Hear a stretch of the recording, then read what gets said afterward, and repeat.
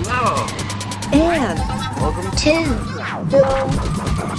Good afternoon, good morning, good evening. This podcast is part of the Pod Syndicate family. For more criminally compelling shows, articles, and conversations, head to wearepodsyndicate.com. I am joined by... Come on, baby! Ian Loring, hello.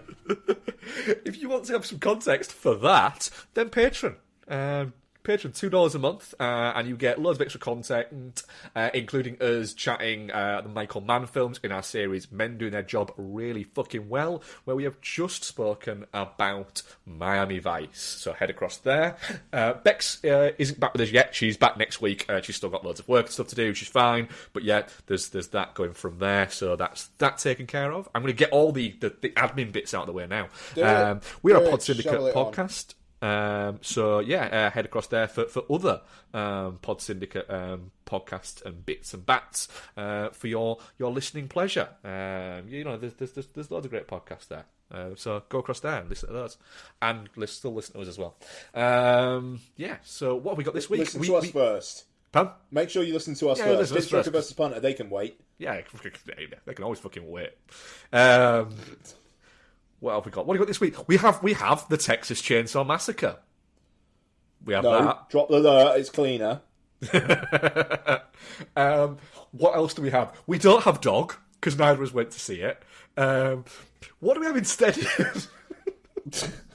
Well, I mean, instead, we'll be looking at 4 films about a character named after a dog. Yes. Yeah. So So, yeah. Basically, Sorry, Ian... you're hosting. Ian messaged me on, like, was it Saturday morning? Maybe Friday. Friday morning. Saturday, I think it went Friday morning. Maybe. I don't know. Basically saying that he'd watched Raiders of the Lost Ark and how, you know, he just a little article comment saying, can't believe that they got away with the ending to that. And it made me go, oh, fucking hell, that'd be a good Sunday morning, you know, movie to watch. You know, with breakfast on a Sunday morning, that'd be a great fucking watch. And it transpired that between us, we both watched all 4 Indiana Jones movies. So decided, why not? Why not do a little retrospective on the Indiana Jones movies? So you've got that to come up, which we're going to do in one holistic block, but film by film. So we'll be doing that later on in the show. Possibly, I'm just going to do a bit of show admin. I think we might do that after what we've been watching, because I think that's going to take up quite a lot of each of what we've been watching. Sure. Yeah. So yeah, what's been happening in the film world this week, Ian? Okay, so news. So yeah, there's been a bit of interesting controversy over the last day or so as we record. So we're recording Wednesday the 23rd of Feb. So 8 categories in the Oscars. Yeah, going to be awarded before the main telecast starts, and then they're just going to be run at points during the show. Why? And it's yeah. I mean, this is the thing. So they're at this point where they're chasing the ratings, and it's a bit. I don't know, if you're interested in watching the Oscars, you'll watch the Oscars. Yeah. And let's face it, when Dune is the largest grossing of your Best Picture nominees, and it did very, very well, and it's very liked, but it's not one that you're going to get people really tuning in for. The mainstream audience isn't going to do that, and it just, the thing is, it's difficult because the Academy need the money from a big deal with ABC in the US, because it kind of helps support what they're doing, like their museum and all that, the kind of the work that they do. But I don't know. It would be pretty cool if a streamer, or even if a coalition of streamers, got together and just said, we'll pony up, make it fucking 4 hours long, and give the time. Either that, or there is a very weird thing where they don't premiere movie trailers during Oscar night. And that is fucking nuts. Yeah. If you dropped a Marvel trailer during the Oscars, but didn't say which break it was going to be in, you'd get you. Yeah, I mean, you do that before like Best Picture or something like that. You know, like you will have plenty of people watching the Oscars, and if it's, you know, if it's going to be, well, we just want popular films to be nominated, or put ads for the popular films in during the Oscars, do the latter. Don't artificially try and cram it. Just to say, this whole... Go on, sorry. Go on. But the thing that baffles me mostly about it is, right, they're wanting a ratings push because they need the ratings, right? But none of them seem to have a fucking clue what they're doing. So they want to chase the ratings, but they seem to have no idea who their audience is, or B, how to get the audience they're trying to chase. So, for instance, we need to do something to boost the audience and to get ratings up. Right. So why every year when you have nominees for Best Song, do you A, not include them all, and B, not let them play full versions of said song? You know, it was ridiculous a couple of years ago when you had Bradley Cooper and Lady Gaga nominated for a song that everyone knew was going to win, that was massive and an absolute banger, and go, yeah, but you can only sing it for like 2 minutes. Like, yeah, why? And then doing what they've done here is they're dropping categories and saying that, you know, best editing and best score are going to be hosted before it, but I guarantee it, they're still going to have some really terrible just skits for this. Yeah, that are going to be, that you're going to have people watching it going, so hang on a minute, this is okay, but actually acknowledging something isn't. Fuck off. You have what you're doing is you're trying to be the MTV Europe Music Awards rather than being the Grammys. Yeah, it is quite depressing. But I mean, it speaks to a larger point that film is not at the centre of pop culture that it used to be, and you just do not get the likes of Titanic anymore. You know, and it's like Spider-Man would get a good audience, don't get me wrong, but it's not going to be fucking approaching the amount of people who watched Titanic win Best Picture in 97. Well, the ceremony was 98, if I remember correctly. But yeah, it's not that's not going to happen, and it's I don't know. I'm both okay with that and not okay with that, because I like film being popular, but at the same time, I'm cool that The Power of the Dog is probably going to win a few awards because it's cool that Jane Campion's going to have an Oscar, you know, and it like that kind of thing. But I mean, I'm surprised that the potential for Will Smith to win Best Actor is not being trumpeted more, because he's Will Smith. You know, like if he was winning Best Actor 10, 15 years ago, that would be fucking huge. Now, it weirdly kind of feels like a bit of a footnote for him. Yeah, because I think he's Will Smith. Yeah, I think he's kind of... I think he's almost...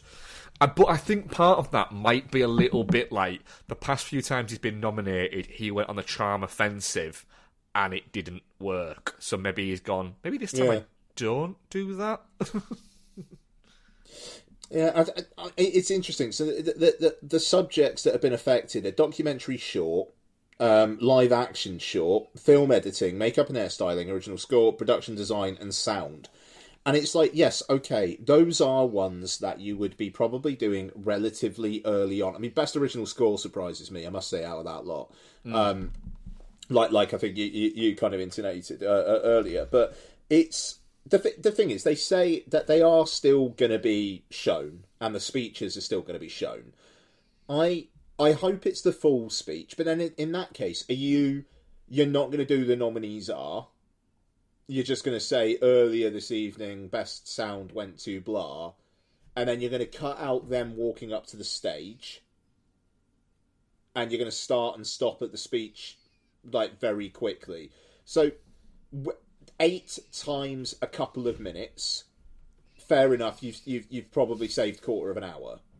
Mm-hmm. You know, like, and I'm assuming you're not going to get some random movie star coming out and saying, "Sound. Most of us hear things." Yeah. Sound's been around,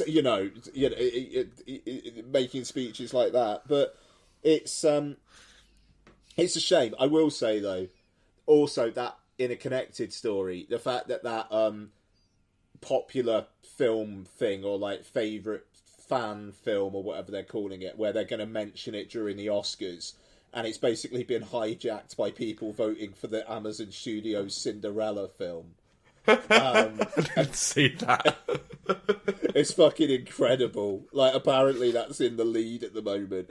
And just like, it would be very, very funny if after this project, for the love of God, let Spider-Man win something, backfires. It's fucking Cinderella. It's just, it's, the thing is, they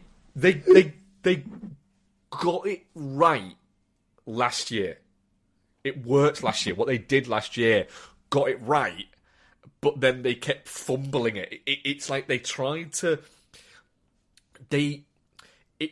It's at point. It was almost a little bit like an embarrassing children's entertainer who just doesn't quite know what the kids want to see nowadays, and it just kept on going a little bit wrong, and that's kind of where they fucked up. You know, there was a point where you were going, right, so Tom Holland and Zendaya are rumoured to be hosting the Oscars. All right, that's a bit fucking different.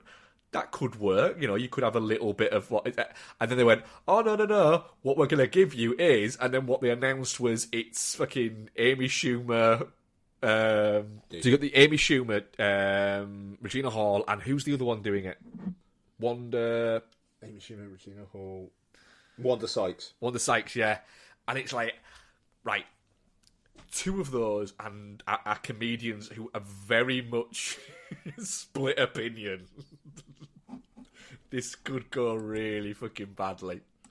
And plus, you're going to have people within the industry going up there to collect awards that are basically go, do you know what I couldn't have done this without? Score, sound, etc. and being like that. I could see this being one of these things that they might go back on quite quickly. Yeah, I don't know. You lose a couple of the skits, you got the time back. Yeah. You know, that's it. I mean, last year's ceremony, I remember being pretty 3 hours long. Kind of got through it all. Yes, okay, like the COVID stuff kind of hampered certain things, but it had a good amount of style to it as well. Like, I remember fucking Regina King, like that Soderbergh tracking shot when at the start was fucking that and that music. That was awesome. You know, it was really, really good. And don't get me wrong, I'm looking forward to watching an Oscars that looks like the Oscars again. But I thought more of that ceremony worked than didn't.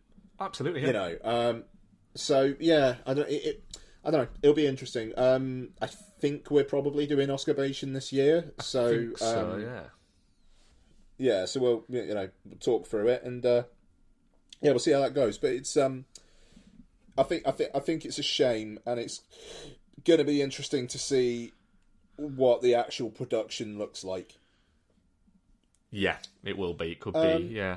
In other news, maybe just real quick before we move on, James Mangold is directing a Buster Keaton biopic for Fox. Which is wild. Yeah.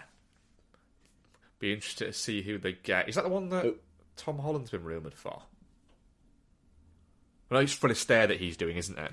Yeah, but I think it's Tom Holland's rumored for the Isn't Fred he Astaire doing one. Fred Astaire? Yeah, he is. Yeah. Yeah. So yeah, it'll be interesting to see who they get for that. Yeah, I get the feeling like Johnny Depp will be trying to go and find a time machine so he can go back 20 years to be the right shape to do it. So yeah, sorry, Holland, Fred Astaire. That's it. Yeah, it is, isn't it? It's interesting. I mean, that Mangold doing a Buster Keaton biopic for 20th Century feels like something from 10 years ago. It doesn't feel like a now project. No, but it feels like something. I think these things are getting a little bit more sort of traction again at the moment. I think I think maybe we're seeing a little bit of a.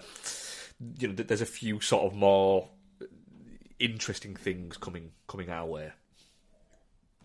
Yeah, I mean, I will say, I mean, I'm feeling brighter about film and like what's coming up and whatnot than I had been before. It does feel like, I mean, I won't get into the politics of it all, but it does feel like people are moving on and going like, right, okay, let's dust ourselves down and get back on it when it comes to film production and things like that. And I mean, and that's fantastic. And it's I mean, this Oscar season, I think we said a few weeks back, is going to be great. Like Killers of the Flower Moon just got dated for November. Yep. And Fincher's new one's due around then as well. And I mean, like we'll talk in trailers in a second, but Baz Luhrmann fucking rolling in and going, look what I've got. And Scorsese apparently will start working on his next film before the end of this year. That's great. I mean, it just, touch wood, it feels like we're back. Yeah. Fingers crossed. Yeah, so fingers crossed. Talking absolutely. about trailers. So, trailers. What have you seen this week then? So, we didn't talk about Nope last week. We didn't. I did. I knew there was one we missed. Yeah, so did I, and it really bothered me. And then I remembered after, and I was really annoyed. Yeah, I just remembered when I saw it. It cropped up on something. I was like, "Fucking idiots." Just to say very quickly as well, because it relates to Nope in terms of IMAX. Oppenheimer, more casting for that. Kenneth Branagh, obviously, he seems to be Nolan's new Michael Caine. I'm hoping Michael Caine gets a role in there somewhere. Yeah, like there's some there was some other casting for that as well. Alden Ehrenreich. Yes, it's great to see him back. Bless him. Yeah, it's great. They found him somewhere. Yeah, and I mean that's good. I mean the cast for Oppenheimer is incredible, and also apparently the first shot on IMAX film black and white sections as well. That's going to be a fucking gorgeous looking film. It really is. Like my word. Like I'm planning on doing the Nolan Batman trilogy sometime in the next week, and God, I'm looking forward to some 4K IMAX footage of that. It just, oh God. But anyway, so swooping back round to Nope. This looks really fucking interesting. Yeah. And it feels like Jordan Peele just given free reign, and I'm going to shoot on IMAX. I'm going to do some wild open range IMAX shit, but also going to be scary, but also weirdly funny. It feels very, very Peele. Yeah, it does. Obviously, it feels.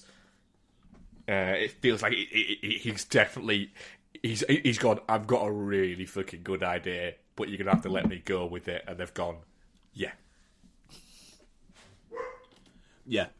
exactly. I think it's July that comes out. Yeah, it's weird that it's like it's not far away. No, yeah, quite. And I mean, it's such a fucking ballsy decision to have that be a summer movie.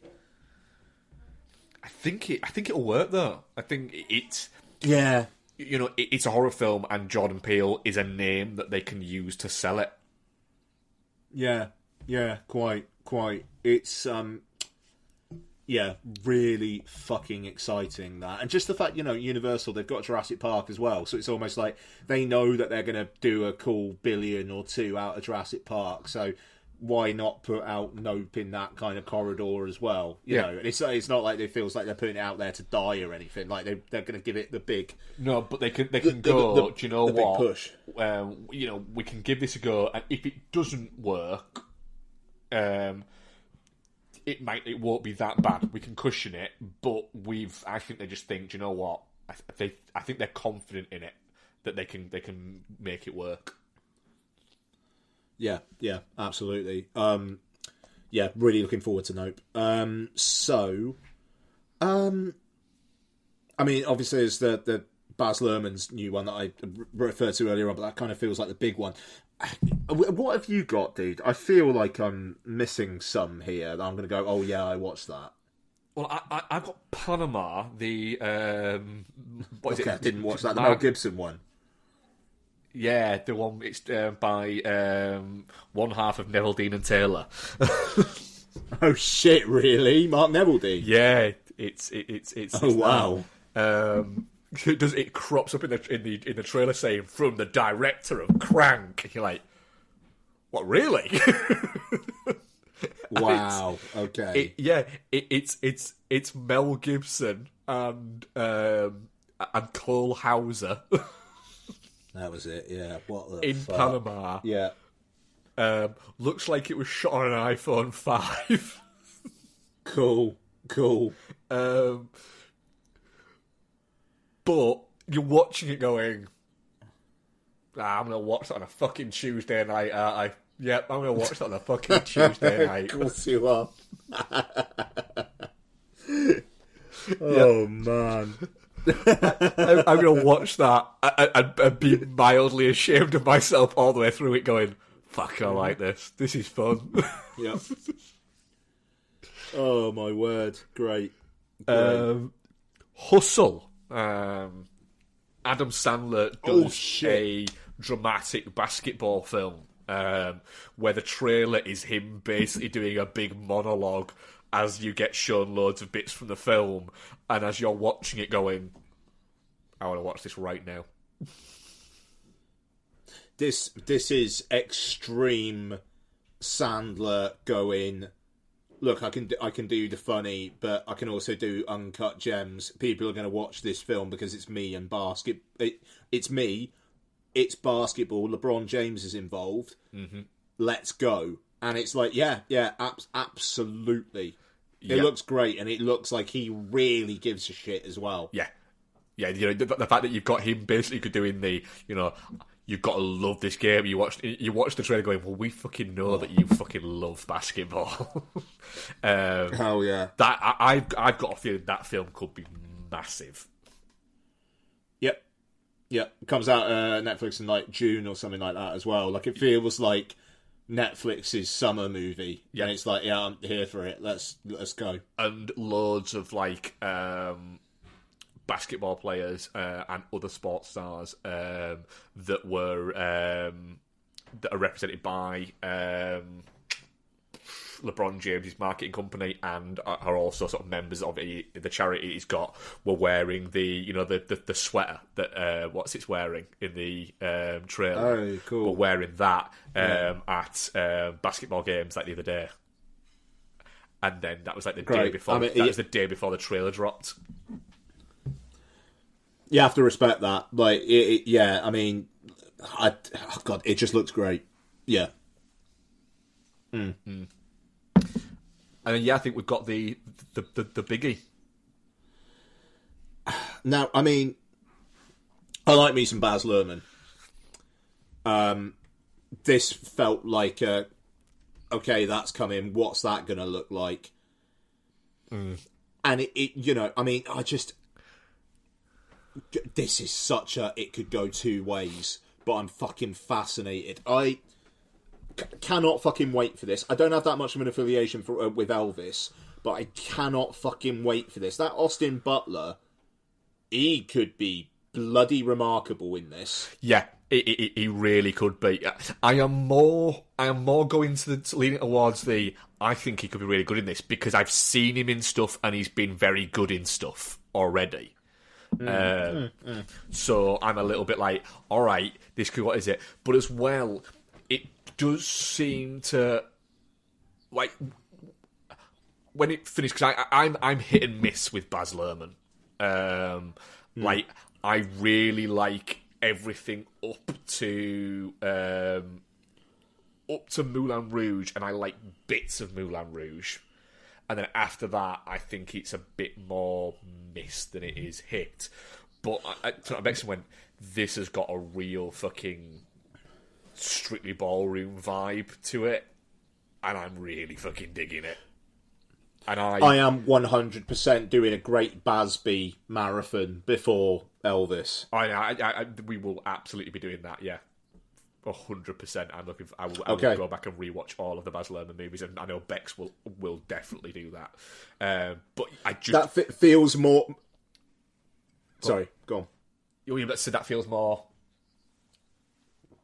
achievable than the Scorsese one we were talking about on the last show. Yeah, it kind of does a little bit, doesn't it? Sorry. As well with this, what I really like about the trailer, and I might be off that, but for what I like about what it appears like the trailer's going to be, is that this is going to be a biopic that's going to tell the story of Elvis, but also as a little bit in the same way celebrate the story of Elvis. Because what often happens is, you want with biopics, you want the warts and all. We've had the warts of Elvis for 40 odd years. All we've had really from Elvis is the fucking warts, and so all we've had is the he died on the toilet eating a cheeseburger. Well, he didn't, did he? And we've had and he was a drug addict, and he was washed up. All of this, and it's like. That's not exactly all fucking true. Can we go back and look at the fact that there are very few genuine fucking, proper icons of anything? And music being one of them. We're talking, not just, fucking top, gold level. You're talking fucking God level. There's maybe a push for, and Elvis is not just one of them, he is the one of them. It's mental, it's I don't think you can even include Michael Jackson in there anymore because of his shady proclivities, but Elvis is there. But what people want to, I think what would be good for people to see is just how fucking seismic it was, and the trailer gets that off brilliantly, where he's stood on stage and he starts shaking his what is it, and then all the girls just start going fucking insane, and you watch it going, yep, all right. yeah, exactly. It's when Tom Hanks doing that accent is not one of the top things I'm looking forward to in a film. Yeah. I'm looking forward to that film. And the thing, I don't know, just in terms of inside baseball film marketing kind of thing, it comes out in June. Feels like it will have some sort of premiere in Cannes, whether out of competition or in.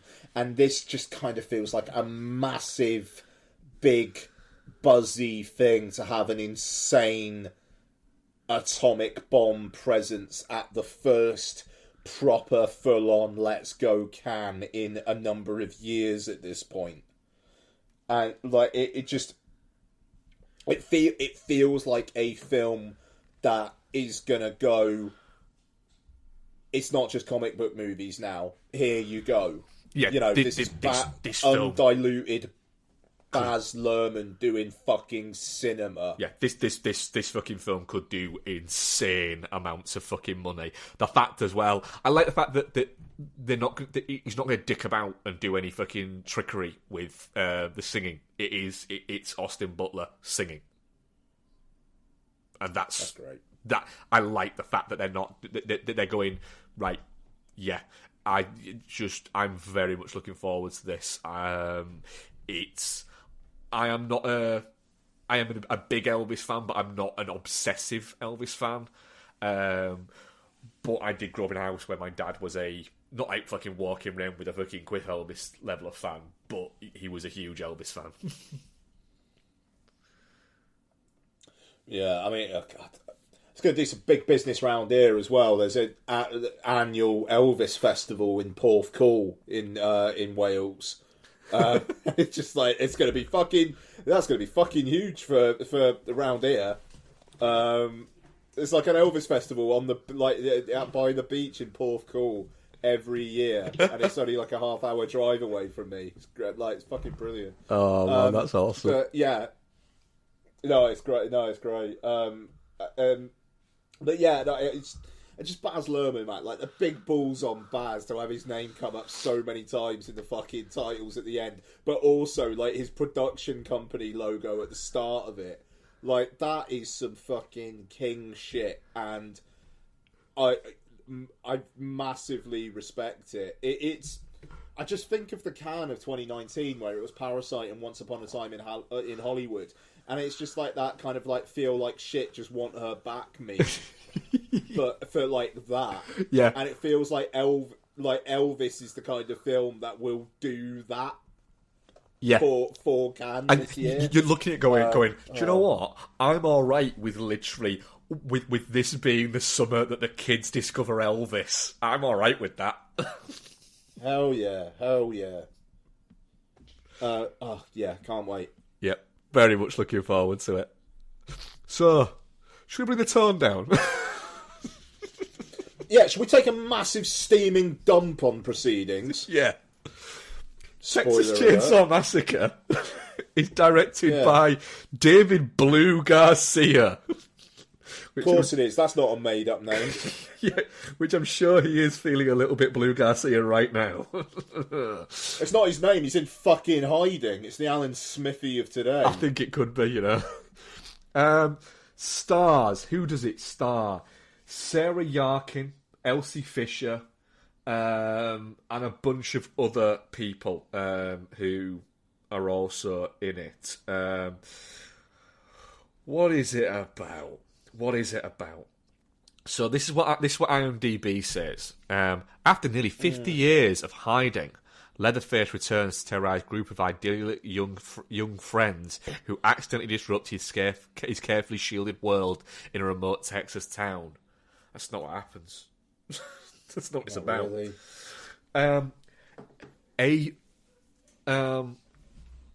Is it a chef influencer on it from Instagram decides to buy a town or buy the options to buy a town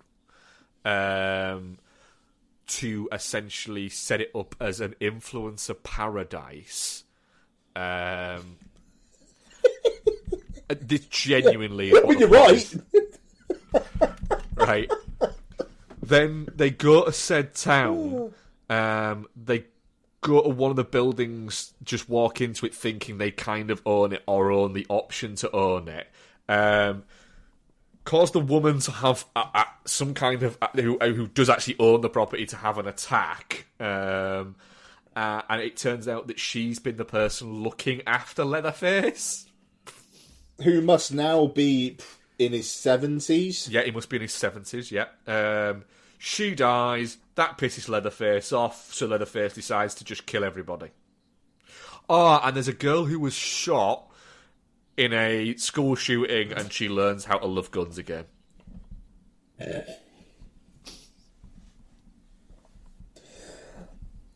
Ian.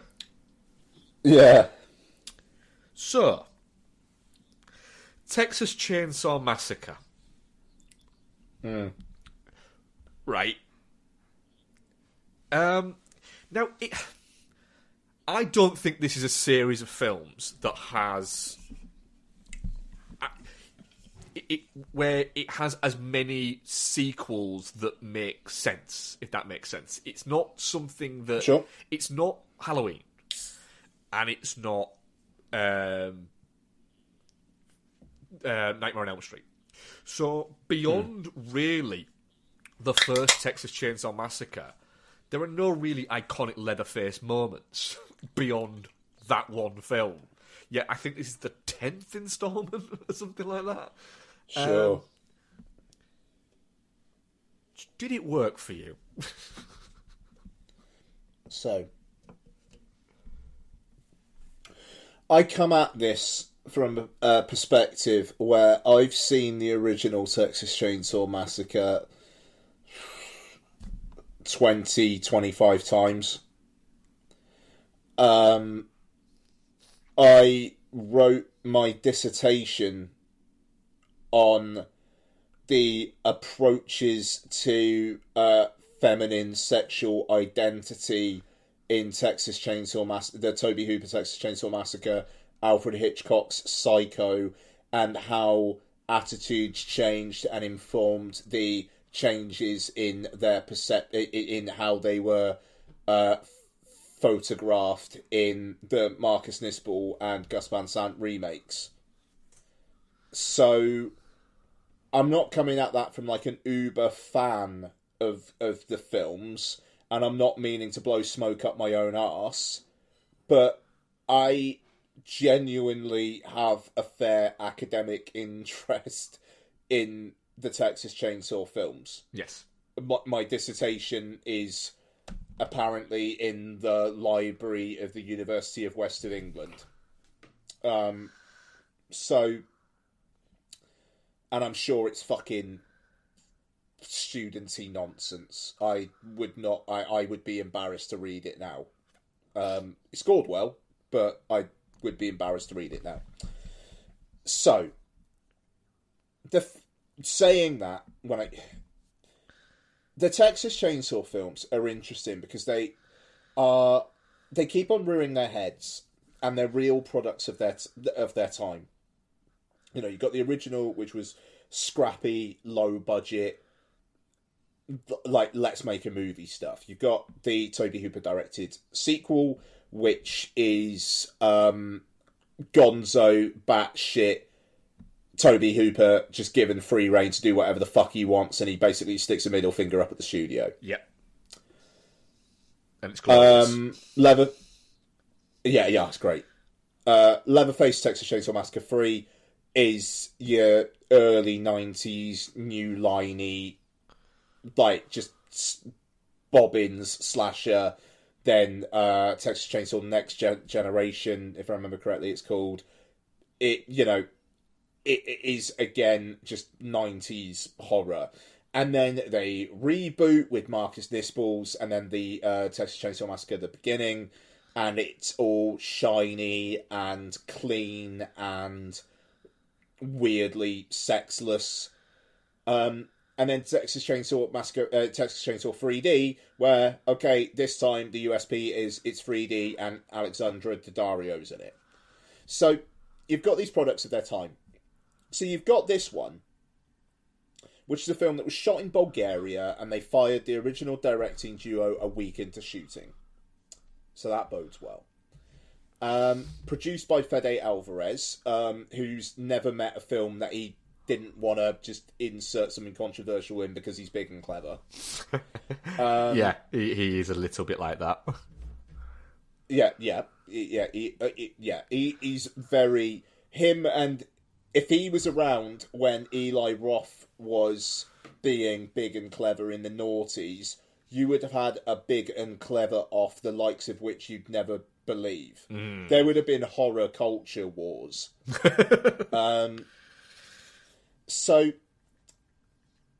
with this, so that's all a prelude.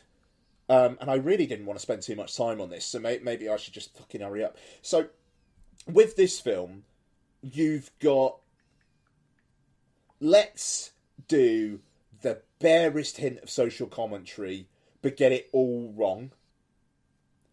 The learning to love guns again plot that you said there, Mark, feels like a Fede Alvarez note of this will piss people off. Yeah. And it honestly, it feels like it was precision tooled to trigger. Yeah, it does. It feels. Sorry, jumping in, but Yeah, no, don't. I've long said that that if you have provocative filmmakers who style themselves as provocateurs, they're not usually. They're just dickheads. They are fucking comedians who say offensive jokes so that they can go, ooh, and I controversial. So people like this, like him, and they're not. It's not provocative what you're doing. It's a bit boring. I mean, yeah. So Alvarez is fucking fascinating because he bursts out the blocks with the Evil Dead remake. Well, I mean, he did that short beforehand, like Red Alert or something like that, that Sam Raimi kind of took notice of, and he makes Evil Dead, which is a good remake, and it's gnarly and it feels appropriate to the gnarliness of the first Raimi Evil Dead. And it's like, fair enough.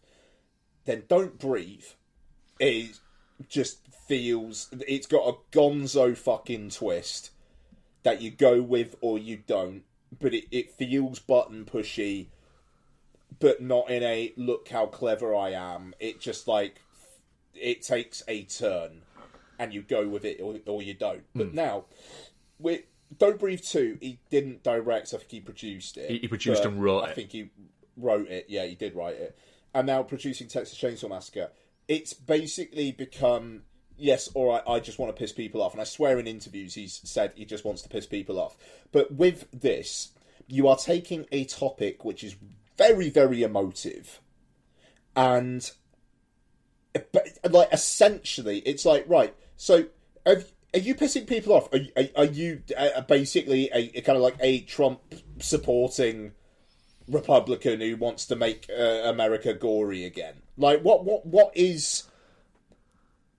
are you actually trying to say? And David Blue Garcia, I don't necessarily blame it because he was obviously like somebody who was just drafted in a week into shooting to wrangle the actors, you know. Yeah. So I would place it at Fede Alvarez's and his team's door. But so you've got that, but then also you've got a film which is about an hour and a quarter before credits, where by far the most inventive kill of the film is I think the first one, and happens about 20 minutes into the film. Yep. And then the rest of it is just fucking boring. Yes, okay, the practical, the effects are like gruey and practical and impressive, you know. So absolutely, the effects team, very well done, you know, absolutely. But the film does seem to have had some positive reaction. I've seen a couple of people who I respect on Twitter saying, "Do you know what? This was fun," and I was like, right, I'm actually quite looking forward to this now. Then. And, like, there really was just fuck all of any kind of redeeming value. And it is annoying because the Texas Chainsaw films have been interesting comments on their time. This feels like a film that is very actively trying to comment on the time, but from the perspective of a troll. Yeah. And that's just not interesting. No, it's not. I was kind of like, I was looking forward to it because I thought, you know what, there was a bit in the trailer that made me go, ugh, and it was the bus thing. I didn't think that was going to be interesting at all. But I thought that it would literally be like a little, it would be a flash and it's gone kind of thing, and it made the trailer because of that. But you know when you get 5 minutes into a film and you're there going, oh God, are these the ones I'm supposed to be rooting for? Because I'm really not. Like, already, I'm not. So now I'm 5 minutes into the film and I'm thinking, you've now got to not only make me care about these characters, you've got to make me actually start liking them, because I actively don't right now. And at no point do I think at any point do they ever make you want any of them to survive. Yeah, the first kill is quite imminent and quite good, but I'm fairly certain it's stolen from a J-horror of the mid-noughties, because I'm 99% sure I've seen that. I think it might be in... Marabito rings a bell, but I think I'm misremembering that and confusing it with the film that I watched at the same time as that. But yeah, it's... Not only that, it's just really quite dull. Yeah, it is. You know, it is. It's I think I text you during it and said I said something along the lines of I'm going to be really boring and find the actual message that I sent you about something that was happening in this movie. While you're doing that, I'll just say I reviewed this for Vodzilla, and please go and give that a read or a click and whatnot. Yes, you should. I read the review, and it's a good review. Oh, well, thank you. Ivan pays his writers, and he's a good guy. Support the site. It's a good site, not just like me. I'm on there, once every couple of months if I'm lucky. But, there's some really fucking good writers on there. Leslie Pitt of Empire, Anton Patel of Sight and Sound, and many others. Katie Smith Wong of Empire now as well. A lot of up-and-comers, and me on Vodzilla. Sorry. Anyway, Mark, I'm sure Mark's found it. So I messaged Ian saying, Ian, did Leatherface replaster board and plaster the wall he's hiding for no reason? His chainsaw in? Or did he get a contractor to do it for him? Because neither of those things make sense. Why would he need to hide it? I mean, the fucking logic of it, because I honestly thought that the twist at the end was going to be when, and God, the fact that they bring back the original character, and she's like, you don't remember me. I thought it was going to be, oh shit, he's not actually Leatherface, he's someone who's been inspired by Leatherface, and the actual Leatherface is going to come roaring back at the end. No, but right. I need to get onto that because there's a bit that makes even less sense with that. Right. So for a start off, Sally from the original Texas Chainsaw Massacre is right, with the exception of that one shot of her screaming in the back of the car, is not an iconic character. She is not Laurie Strode. She just isn't. She isn't even Sidney Prescott. Right? It's also... She's barely her from Hellraiser, to be fair. She's also... It's not the same actress, because the original actress is dead. So it's some random actress that has nothing to do with it, makes no sense within the plot, other than the fact that they've gone, we could do this Halloween thing. Again, during the movie, I was that bored, I made a meme and sent it to Ian. Oh, yeah, that was good. That was good. I mean, it's incredible, though, because it's like she's got the one scene where she hears about it and she rolls out, and then she has, one confrontation, and she gets fucking killed. Yeah. It's like, just, what the fuck? And they obviously, one of the reasons that they did this was because of the 2018 Halloween. Yep. You know, it's fucking transparent. I mean, frankly, they should be paying Gordon Green McBride and the other screenwriter fucking royalties for that. Yeah, they really should. But what does it bring? It brings nothing. She just fucking dies horribly. So this is the thing. It's like, at the end, what have you got? You've got that girl from 8th grade driving away with a fucking headless sister. Yeah. Great. Okay, so what, are you going to do another one where, she comes back and she's looking for revenge or something? Just fuck off. It's... The thing is, I don't know anything about this Elsie Fisher girl. She's in that 8th grade film, which people were really big fans of a few years back, that I've never seen because it sounds incredibly stressful. Yeah, I haven't seen it at all, but I jokingly said to Becky, and I was like half joking here, and it was like an off-the-cuff joking comment because I was already not liking the movie, I turned back and said, like, if you're going to make your characters as unlikable as you are making them, at least make one of them hot. Like, one of them needs to be hot. Otherwise, nobody's gonna care. And nobody cared. At all. It's boring. I had basically switched off by the end of it, which was the only way I could get through it, was by going, this is just boring. The redeeming feature of this movie is the fact that it's 78 minutes long. And the iconic shot of it, of him in the fucking dead cornfield just popping his leather face up, made me literally go, that's just funny. And you're not trying to be funny. To be fair, David Blue Garcia should be embarrassed about that, because he would have had the power to go, we're not doing that. Yeah. It's just... Yeah. It's a real... you know what? There's people out there that seem to have really got some out of it, and I am genuinely glad they did, because I really don't like not liking movies. And, you know, it's very rare I genuinely dislike a movie. But this was just... It was just boring. And that is the worst crime a movie can commit. Yeah.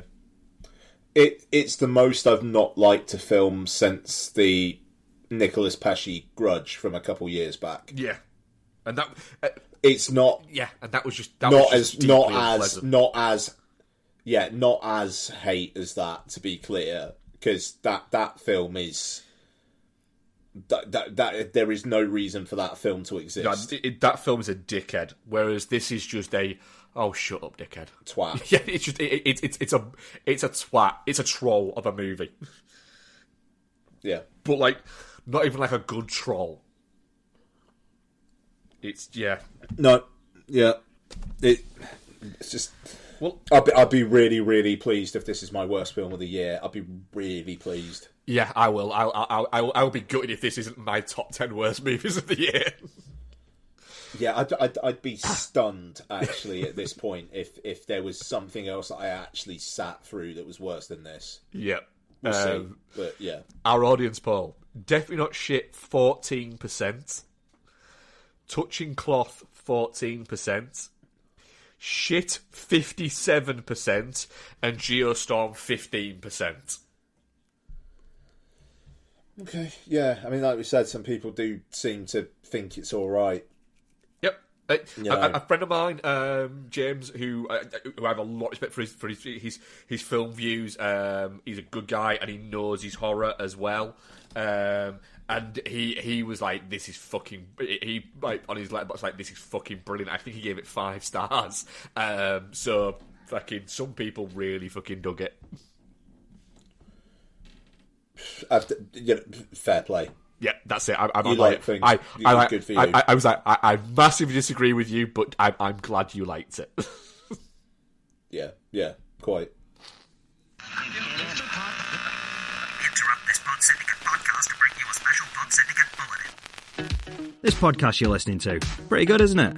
Only problem is, it's about halfway through. Pretty soon, it'll be over. And then what are you going to do? Well, if you're a fan of this show, why not head over to wearepodsyndicate.com and subscribe to our brand new feed, Pod Syndicate, The Bonus Shows. Every week, your hosts from Beyond the Neon, Chinstroker vs. Punter, Entertainment Landfill, Film Bastards, His Film, Her Movie, and What's on Tap will be dropping bonus shows right onto that feed.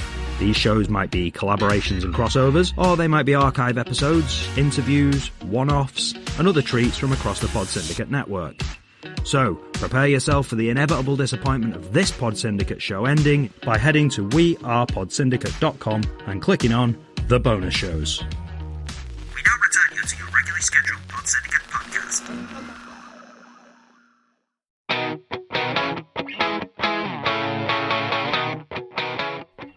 Have you ever wondered what so-called family films will scar your kids forever? Putting 4 and 5-year-olds in front of this movie, it's like, if they didn't know what death was before this, they're going to know it after it. They're going to know it after it, and they're going to be freaking terrified. And they're going to be questioning you. Yeah. Or do you have the slight suspicion that your loved one has a cold, dead heart? Yeah, The Dark Knight has got like all the orphans and like, oh no, we're going to die. They did not build up those orphans at all. In my head, it's like, kill them. Then look no further. The His Film Her Movie podcast is the show for you. It's the movie podcast that celebrates the contrasting cinematic tastes of its hosts. So join Jordan and Lauren every week on their unique journey through the land of the silver screen. So if you're looking for a few laughs, some fun film-related chat, then get involved. You can find us on Apple Podcasts, Spotify, Stitcher, or wherever you get your podcasts.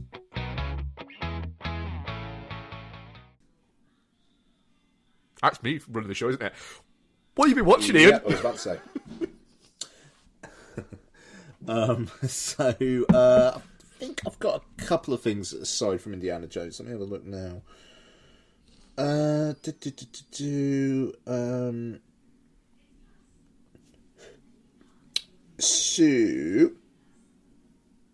got 3 things. Okay, so I rewatched the Burton Batman. I had a banger of a Saturday, actually. I'll tell you what, a fucking banger of a Saturday. Well, actually, no, I watched Raiders. It was a good weekend, man. So Saturday, I watched Raiders of the Lost Ark and Batman. Then Sunday, Indiana Jones and the Temple of Doom, In the Cut, and Indiana Jones and the Last Crusade. What a triple banger that is. I'll talk about In the Cut in a second, but yeah, Batman.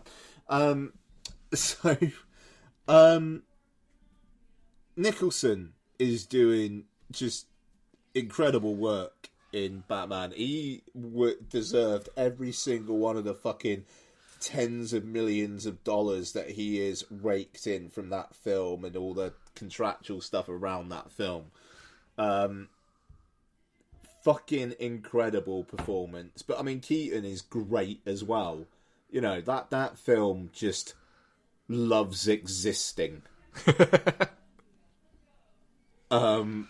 And just what a delight. I'm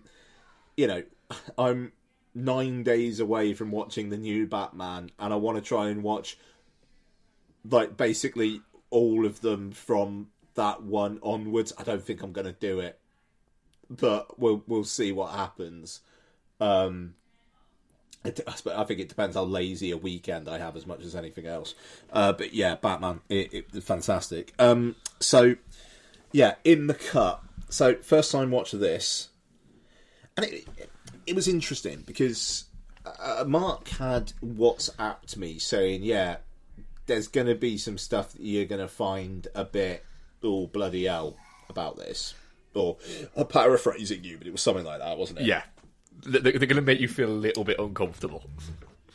But the thing is, I think maybe because I just knew the atmosphere of the film going in. I was just you were scuzz ready.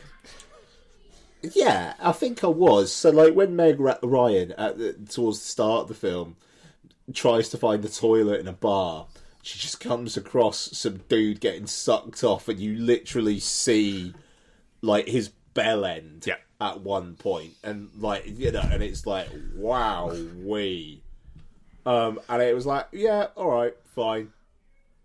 And, like, I don't know. I don't know if I'm maturing or like devolving, but I was like, yeah, all right, there's some fucking horny shit in this, but to be honest, like, kind of digging the vibe. Like, if I was Meg Ryan and Mark Ruffalo was being like that, I'd be like, yes, please. Yep. And if I was Mark Ruffalo and Meg Ryan was being like that, I'd probably be like, yes, please. Yep. So, like, it was, yeah. I mean, I don't think it's a perfect film at all. Like, there's some really fucking stupid shit where she's imagining her the perfect life of how her parents met, and then there's like the realization of actually no, it wasn't all good, and in her mind it's like her dad ice skates chopped her mum's legs up or something, and it's just like, what the fuck's this? You know, it feels like something that in a novel where you've got potentially thousands of words to describe things, you could conjure that more than you could in film, maybe, but it felt like an odd step. And the kind of the killer reveal at the end did just feel a little bit like, right, the one guy who's in this film but isn't as obvious a suspect as everyone else, yeah, it's him. Yeah. But you know what I mean? It's like Kevin Bacon. As soon as he fucking comes on screen, it's like, well, it's not you, is it?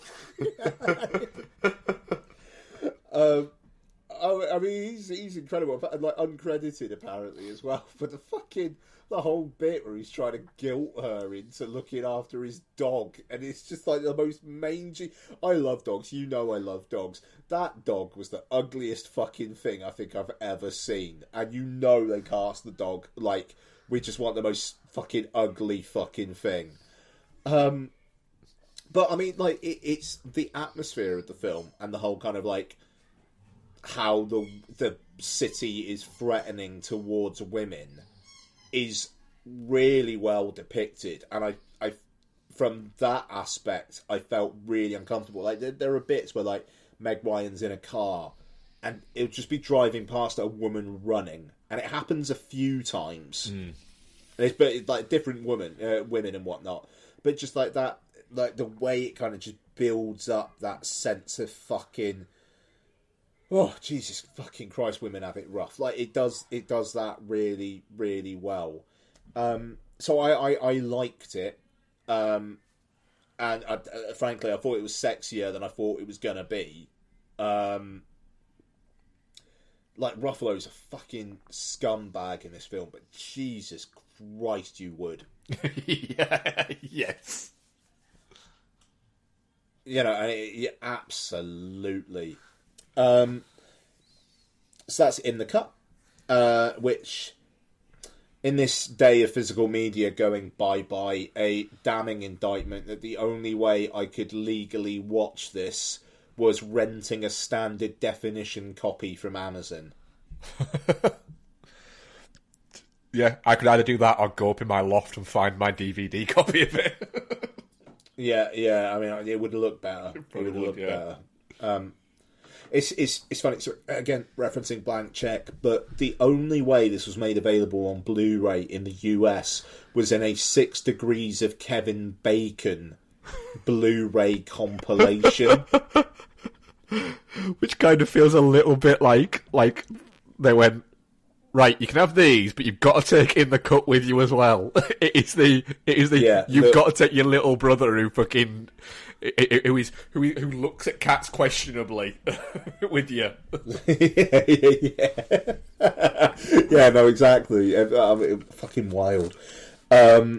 But yeah, I mean, I'm 20 minutes into the piano, and it's a first time watch of that. So I'll talk about that next week. Oh, that's bleak. Yeah. Campion's a big old blind spot for me. Yeah. You're going to see all you need to see of Harvey Keitel. So I've heard. Yeah, I'm looking forward to it. I'm really looking forward to it. So, and then continuing my last one before we move on. Continuing my watching shit for Oscars. Finally caught up with Belfast last night. Oh yes, you did, didn't you? Yeah, so it was in both of your top 10 of the year, if I remember correctly. It was indeed, yeah. Yeah, and I really like it. I'm not kicking myself about not watching it in time for that. But I 100% understand why it's in your top 10s. I think it's an incredibly charming film. Like, effortlessly charming. I thought that opening was fantastic. The way, you got the kind of the colour of modern day Belfast, then the kind of like the picturesque what it was like, but then punctured by essentially what were like the start of the Troubles. Yeah.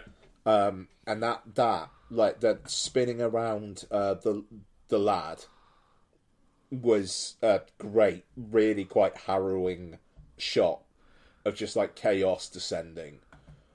But then I don't know.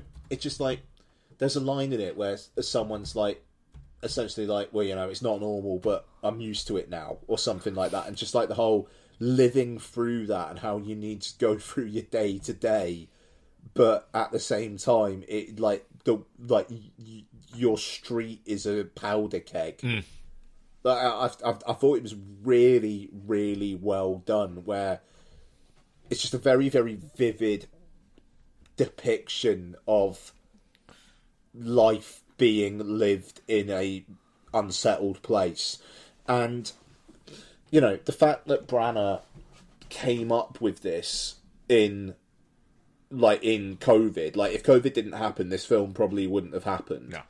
Yeah. And it's cool seeing creative juices being used, not in a, well, let's tell a story about COVID, but in what like Soderbergh did with Kimmy and Branagh's done with Belfast here.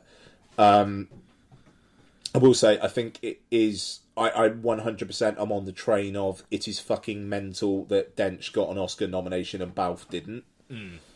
Balfe is doing great work in this.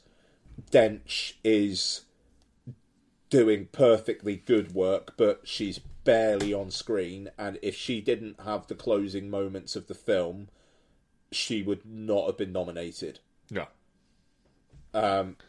It's... if Catriona Balfe was pissed off about that personally, I'd be like, yeah, absolutely get that. Dench doesn't need a fucking another Academy Award nomination. I'm not saying Balfe needs it, but she deserved it. She warranted it more. She's warranted it more than yeah, quite. I think I thought Dornan was great as well. Like, and just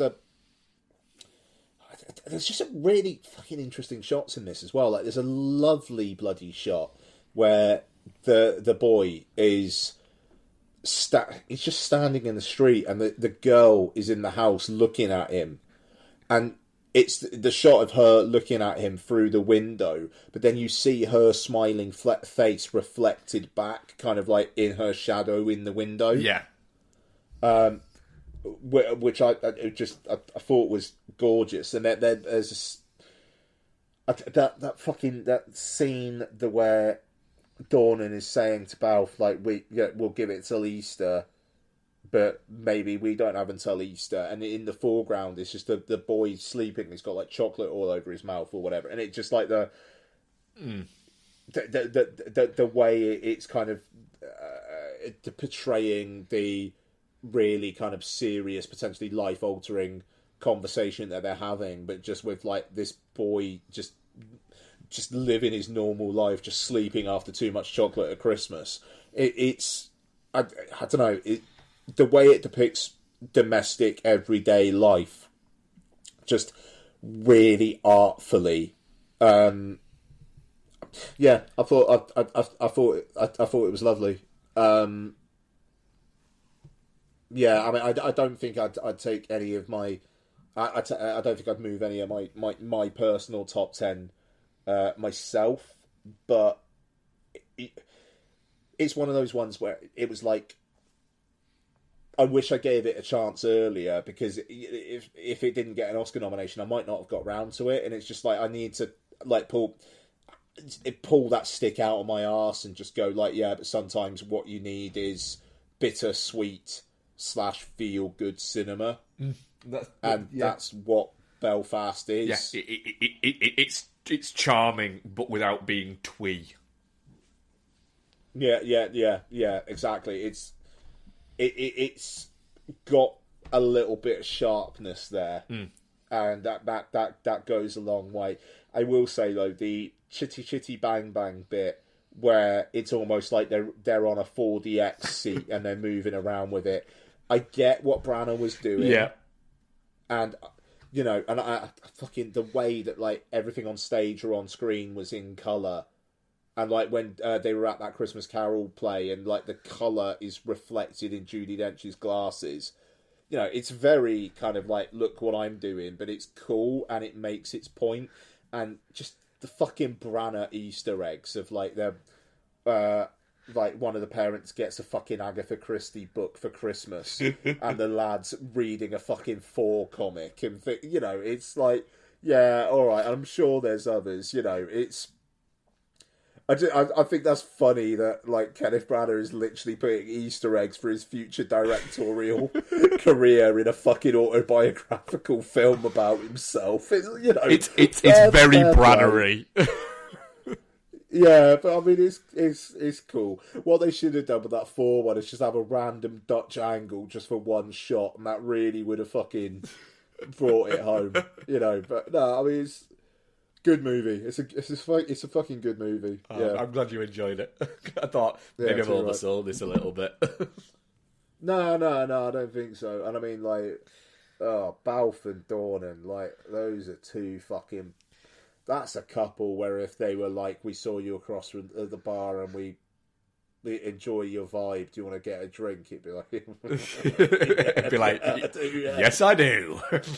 yeah. Jesus Christ. So, yeah, just King Richard to go in. That's all the Best Picture nominees polished off for me, and I would have done King Richard by this time next week. Cool. I've only got 2 that aren't the ones we're going to get into in a minute. Okay. Rewatch Wayne's World, because it's Nice. been 30 years since Wayne's World was released upon us. That was on, I think, Valentine's Day, so over a week ago. And yeah, I don't know, I mentioned this last week on the podcast, something like that, but that Wayne's World is still my most watched film at the cinema. And I watched it 7 times. So yeah, I thought I need to rewatch this. I haven't watched it in about a decade. And yeah, it still slaps. It still is a really punchy, funny movie. That's characters are all very lovable. And it is just contained enough to make it really fucking funny. And it's 95 minutes long, so it's like 90 minutes before credits. And it's mad to think how much of the 90s that Mike Myers managed to, like, really fucking take over with stupid comedic characters.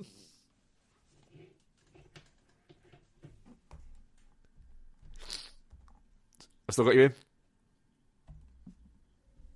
Nope, think I might have lost Ian again.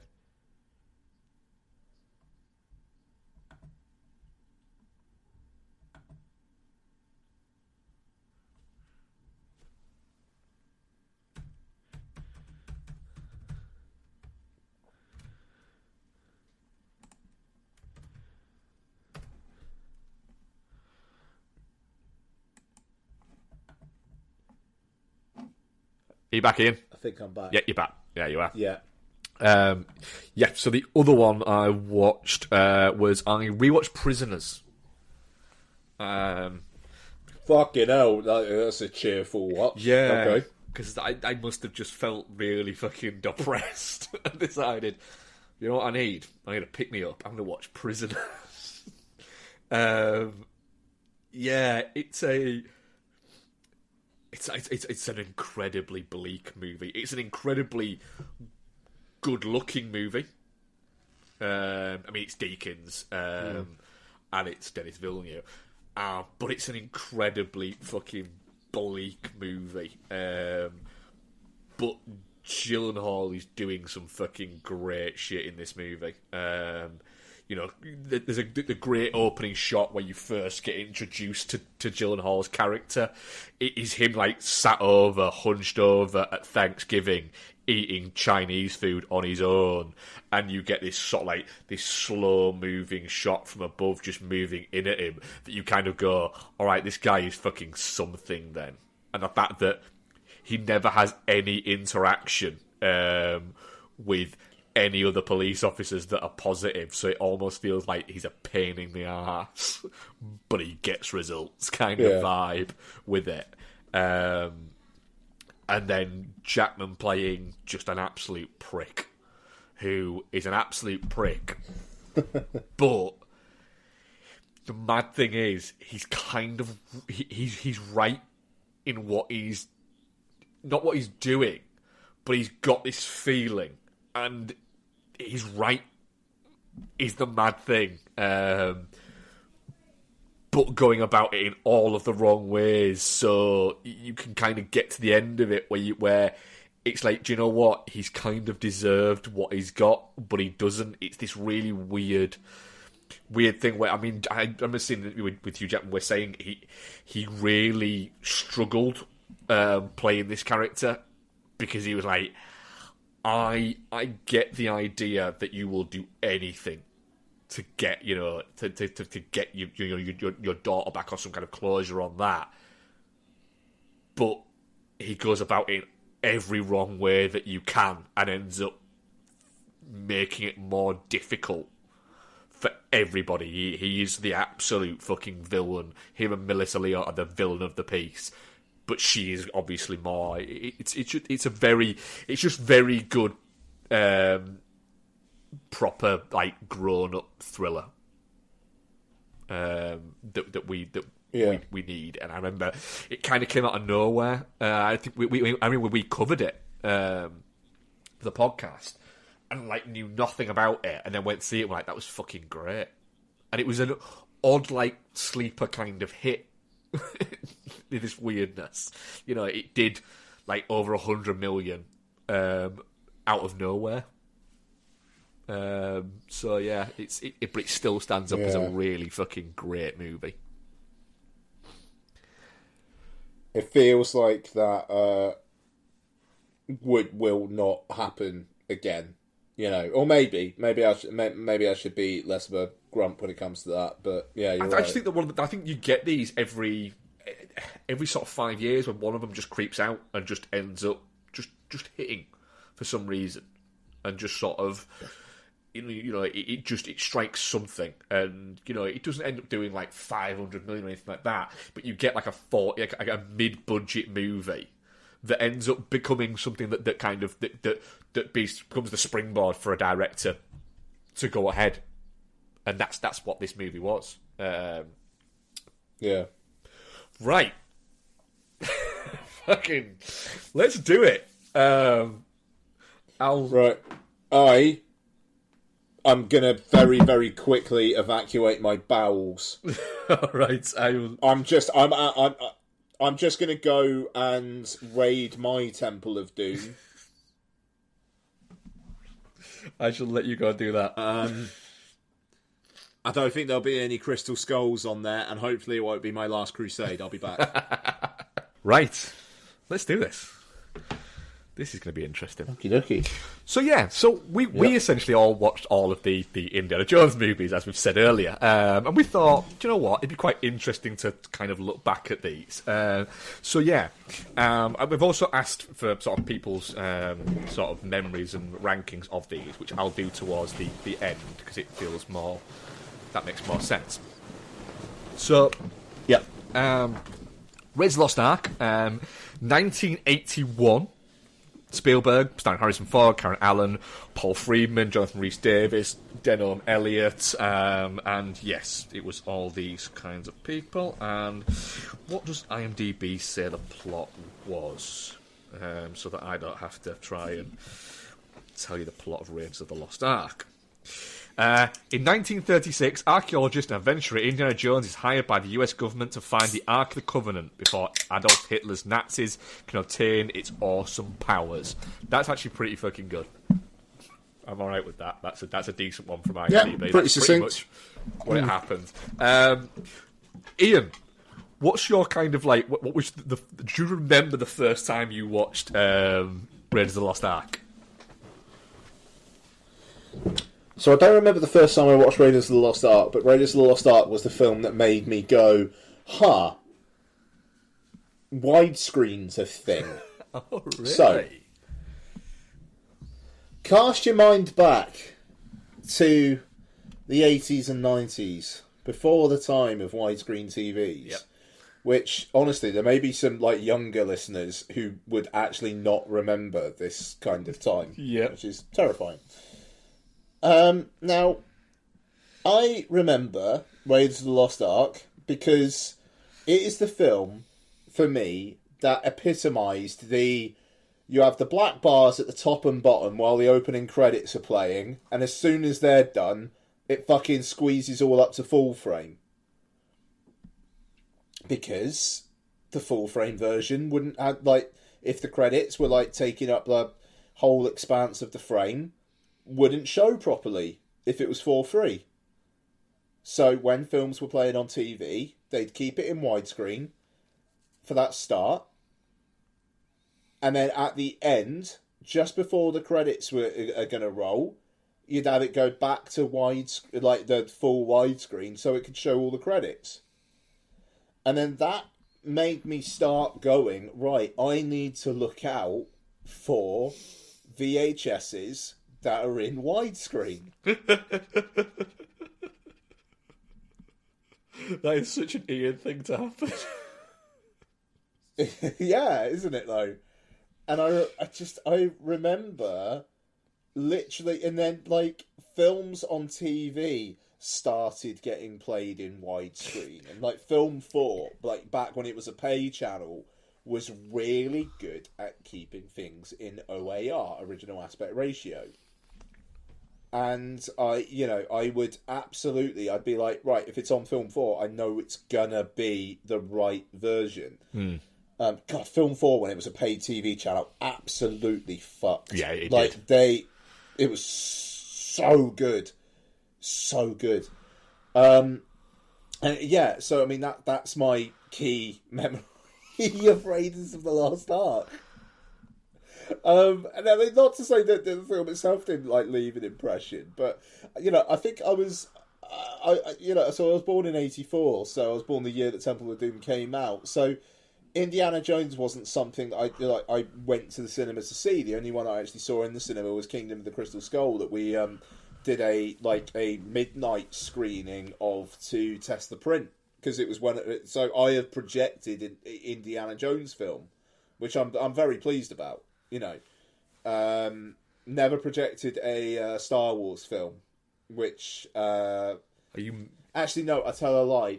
The fucking Warner Brothers Clone Wars TV show film, I projected that. Well, you can count that then. Annoyingly. Sorry. Count that. I don't think I can. But yeah, no, I don't think I can. But yeah, so no, I mean, my relationship with Indiana Jones is I liked it, but I wasn't particularly close to them. The last few days have shown me up for the fool that I am. So how was this experience with Raiders of the Lost Ark? It's fucking great. I mean, the thing that first struck me about it was the fucking brass balls on John Williams to go, you're going to fucking love this theme so much that I'm going to bring it back at the end, because this theme fucks. This theme, if it was trying to sleep with your wife, you'd go, can I watch? It absolutely goes. And the way that the start, it is one of the most confident starts to a fucking film. Because it is just, right, we're going to give you no fucking context whatsoever. People in a jungle, what are they looking for? I don't fucking know. Why is he, when he's swapping it, the idol out? Why is he swapping the idol out for that other thing? Oh, because that's going to happen. Fuck me, there's a massive boulder. What the fuck's happening? Just $2 a month. Listen to the Miami Vice episode.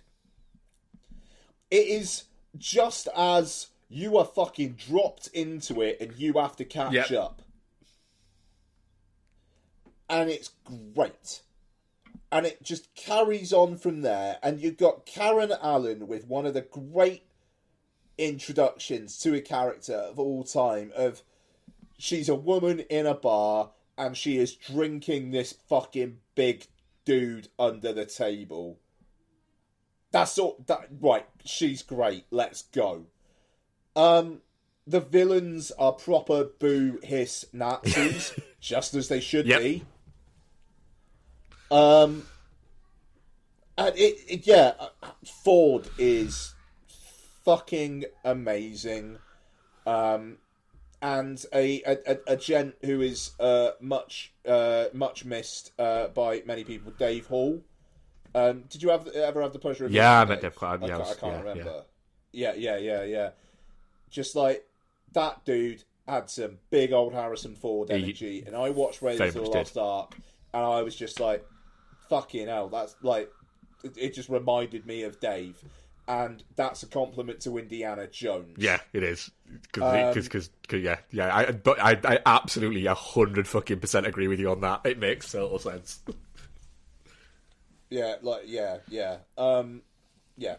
Absolutely. But yeah, so it.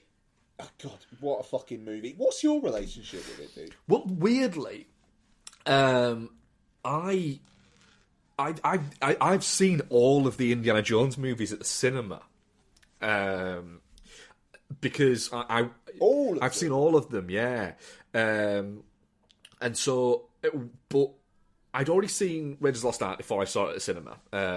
Because I didn't see it until Last Crusade came out, so in 1989.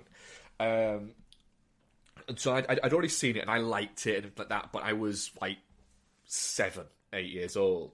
But then the View in York, when it opened, then it was the Warner Brothers cinema. One of the first films it opened with was Temple of Doom. Not Temple of Doom. Was Last Crusade. Nice. And I remember going to, this is really weird. I remember going to they invited schools to come and have a talk about cinemas. Oh, that's cool. That's fucking cool. The thing was, I remember when the talk had finished, and it was in one of the screens, and they showed us a bunch of trailers and bits like that. As everyone was sort of leaving to go, my teacher was like, "Oh no, you're staying." I was like, "What?" I'd been really confused about why was I staying. And then a family friend of ours at the time basically had got in touch with the school and found we were going to the cinema and wanted to go and see Last Crusade. So it said, can Mark and my sister and her kids, Mike and Judy, Mike and Rachel, can they all stay because of where I'm going to take them to go and see Last Crusade at that cinema half an hour after the trip's supposed to finish. So literally, but we didn't know about this. So just got stopped and, "Oh, you're staying," and then the family friend turned up and took us to go and see Indiana Jones and the Last Crusade at the cinema. But then over the weekend, I noticed that they also had because it was a big deal film. They also had Raiders of the Lost Ark and Temple of Doom showing as well. So I just went to see those on my own to have the full experience. And of course, I saw when it came out, Kingdom of the Crystal Skull. But yeah, and as well, I think in the age of VHS. Before sort of DVDs became a thing you could just go out and buy for a reasonable price. In the early days of me and Becky being together, I had an Indiana Jones box set of the 3 movies on VHS, and we'd often just fucking randomly on night go, "Do you fancy watching the Indiana Jones movies?" And then just watch fucking all 3 of them. I think it was just 3 of them at the time. But Raiders was the one that I always fucking loved, properly loved. It's it's just a great family action adventure film. Ford is charismatic as fuck in it. It's fun. It ticks along at a nice pace. Like you say, it's got real good bad guys, and then the ending is just a bit mental. Yeah, you know, and it's gnarly as well. You know, you've got in a PG film, you've literally got a head exploding like in fucking Scanners, and you've got fucking like a Nazi's face literally melting off. And then, I mean, the head exploding is the fact that there are little bits of flesh as well. It does not fuck about. It's a PG. It's great, man. It's just brilliant. I genuinely, it's a great fucking time. Is Raiders of the Lost Ark. It really is. Yeah, absolutely bangs. Yeah. So let's move on to Indiana Jones: Temple of Doom. So we're going forward. It was 3 years after, and Raiders of the Lost Ark had been a really big success. And then they decided to make a prequel to it because George Lucas didn't want to have Nazis as the villains again, which makes, that tracks, makes sense. I can get behind that idea. And so Indiana Jones is back again, but this time, this one's quite maligned, I would say. Would that be fair to say? Or the most maligned of the series? Well, no, maybe not. The most maligned of the original three. Yeah, of the original trilogy. Yeah. And I mean, I don't know. I think it's probably easy to see why. It's a darker bit of work. Yes. Well, even Spielberg has said that he thinks that there's nothing of him in this film that it is too dark. And that he likes it because he met his wife on set. Yeah, quite. And I mean, I think there's the middle 40 minutes, I would say, is really quite challenging. I mean, you've got that dinner is like, okay, it's gross, but the chilled monkey brains is like, gee, fucking hell, wowee. All right, then. Fine, okay. But then you've got extended sequences of Kalima, and the whole kind of like the drinking the blood or whatever it is, and then like basically becoming a zombie.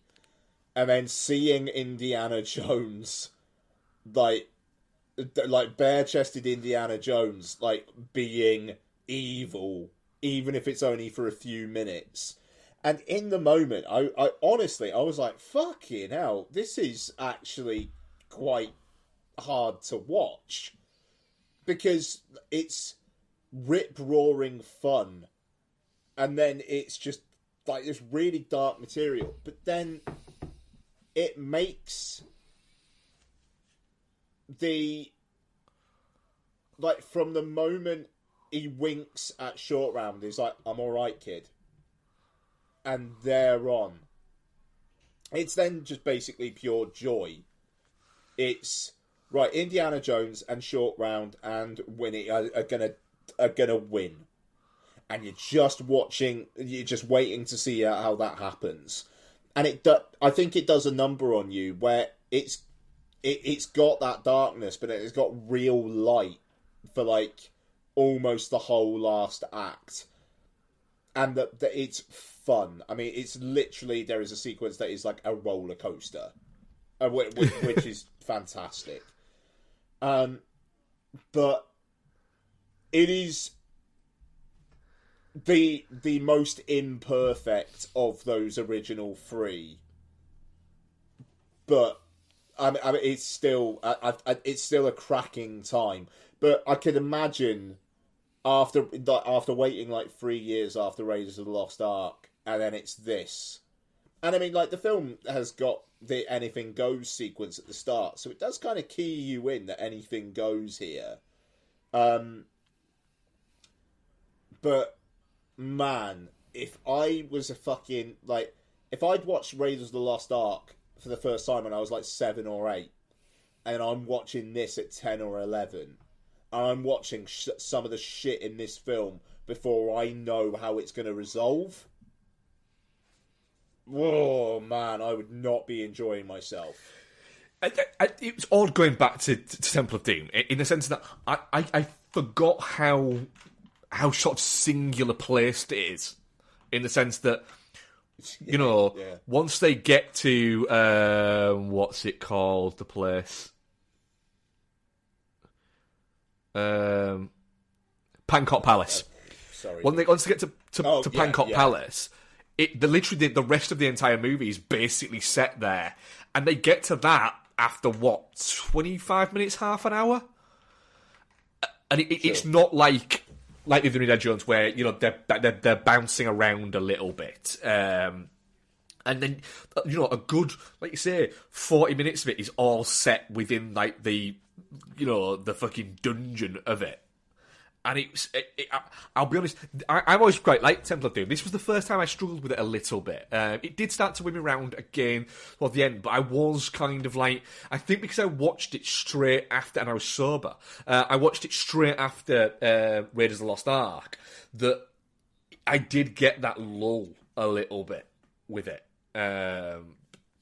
Whereas, you know, usually when I used to watch them back to back, it would be, you know, me and Bexby watched it while we were drinking, and, you know, by the time we got to, like, the Temple of Doom, we were a little bit, like, we were, like, quite a few cans deep, and, you know, I think maybe the lulls were kind of like, this is just fucking fun. For that there, yeah, it does feel out of sync with the other two movies. I even think it feels out of sync with the other three movies, to be honest, in that. But it does certainly have its charms, and it is fun. But it is also a little bit, I do think there's a middle section of it where it does drag an awful lot. Yeah, that's totally fair. And it's... The thing is, I could kind of see what they were going for, because it is just, like, really, like, this is some fucking serious, dark shit. You know, and it's like, Lottie was kind of on her iPad and looking up every now and then. You know, and she, like, literally turned to me at one point and said, should you be watching this in front of me? And I was like, you know what, no, probably not. And, you know, I mean, she's 8, you know, and it's... she's like watched films, you know. I mean, she's my kid, of course she has. But it said something to me there that it was like, do you know what? It snapped me out of it. It's like, yeah, do you know what? Because the other films, I mean, yes, okay, the opening of the Covenant excluding, I wouldn't necessarily have too much of a problem with her watching any of the bits from it, but like the whole right. You're gonna fucking, like, rip the person's heart out, stick it inside them, and then, like, put them on a thing and lower them into, like, a swirly lava thing. Like, what the fuck? And it's so unknowable. And just, like, they don't really explain what's going on. It's just like, yeah, all this shit's happening and it's bad. And it's kind of unrelenting in how dark it is for a fair chunk of the runtime. Mm-hmm. And it's something. Is the Temple of Doom? It's something. And it's like, as much as I like these films, honestly, it's the one where I am like, yeah, do you know what? I'm actually not that bothered about watching that one again. I think I could probably go without. I wouldn't, because if I'm going to watch these films, I'm going to watch them all. Yeah, I'm the same. But this is the one where I'd be like, oh, fucking hell. Right, strap in. Yeah, I could completely see that. So moving on. Indiana Jones and the Last Crusade. Banger. It is a banger, isn't it? It's really fucking good. What a fucking film. Like, now, we're back. Yeah. You know, like, we're going to have Nazis being the bad guys again, because why the fuck not? we're going to have Indiana Jones meeting Hitler, but it's not a fight. Nope. It's just Indiana Jones, like, meeting Hitler and having an interaction, and bye-bye. You've got Jones, his dad, Brody, and Salah riding off into the sunset at the end. Yep. Which rules. I'm finding out that he was named after the dog. I mean, which is actually George Lucas's dog. Right at the end. Oh, so yeah, it's George Lucas's dog, and Short Round, I believe, was Lawrence Kasdan's dog, and Willie's was I think it was Willie's. There was a name. I think it was Steven Spielberg's dog. So that's why Kate Capshaw's character was called Willie. I might have got the people wrong there, but all three of those characters were named after people's dogs. Just Willie as well in Temple of Doom. That's some fucking hard work. That it's not very good. No, I think it's cool that with Last Crusade, they're like, yeah, you're going to have a hot blonde, but she's going to be a Nazi, and not only is she going to fuck Harrison Ford, but she's going to fuck Sean Connery as well. Yeah.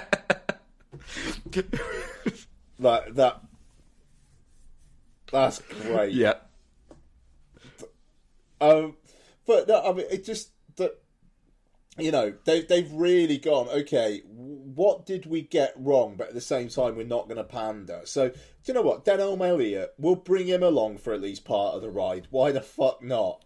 You know, and the whole bullshitting about how good he is. Fucking, like, I genuinely love that bit in the library. Yeah, I genuinely love that bit in the film where Ford's selling it so well. So, you know, he speaks 9 languages, knows every culture, knows all of these things. He will blend. He will be gone. And then literally a second later, it's like, what are you kidding? No, just stand out like a sore thumb. And what is it? He got lost in his own library, or he got lost in his own museum? Once. What is it you said? It's just glorious. So I mean, yeah, and you know, they wisely they bring back Salah, and John Rhys Davies is fantastic. But I mean, it fucking Connery is great, and he's really dialed in, and yeah, he's just having an awful lot of fun. It's great. It's great. Yeah, it is. It's just it's 2 hours of just pure joy. I think this movie. It's a big smile of a movie. You know, and you get like a bit of a good kind of like emotional story bit towards the end, but that's fun, and it's not overtly schmaltzy like Spielberg can be sometimes.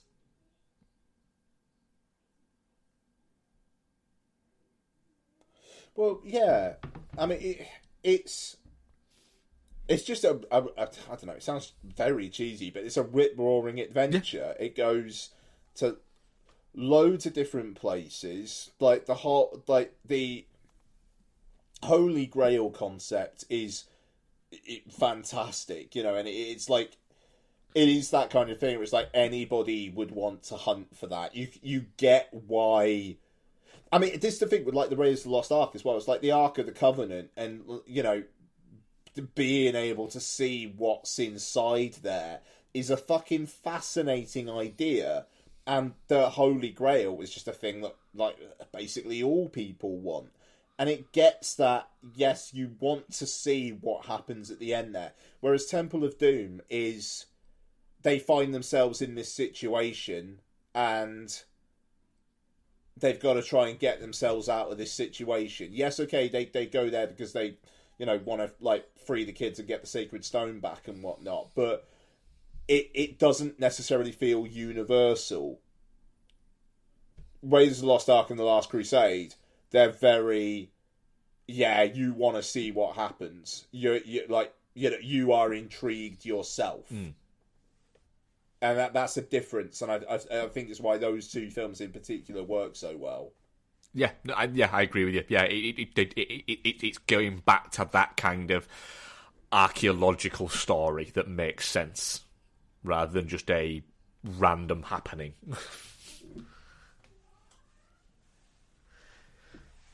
Yeah, exactly. Great stuff. I think Alison Doodie's good as well. Like, she's got that ever so slight edge of vulnerability, but also almost like the I could change her kind of thing. She's not all that bad for a Nazi.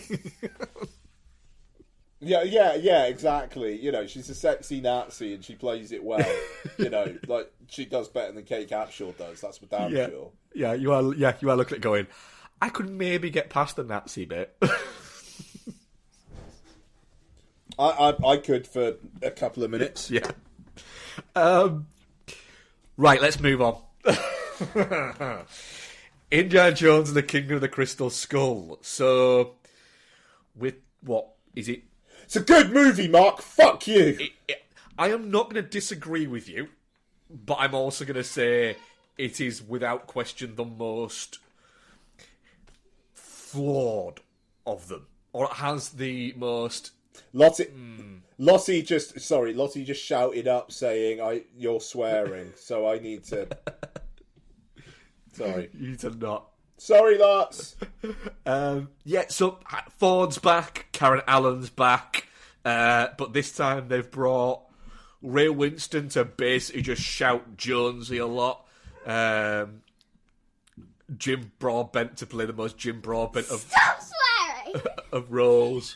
John Hurt, the Beef, and hang on, she's back again. Right, go on, get it out. I'm recording. Oof. Well, you're just going to hit me? Wait, I think you deserve that, Ian. Lots, what did you think of the Indiana Jones films? You were scared by them, weren't you? What was the scary bit? I'm not telling you. Stop. Bye. Right. That got her to leave. Go on.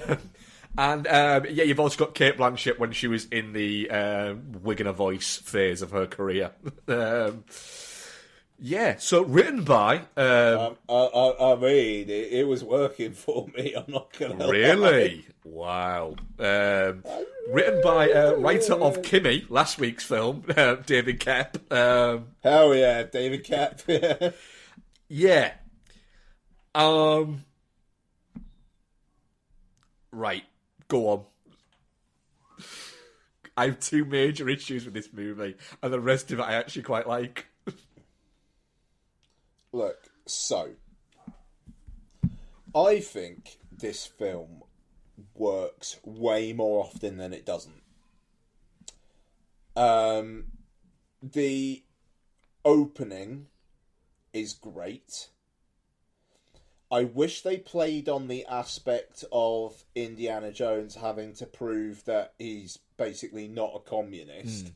Kind of wish that was a bit more of a thread, because I enjoyed that, and you get that one scene with the fucking janitor from Scrubs and him from Neighbours, and then you're done. I like LaBeef. I'm going to say it. I like him.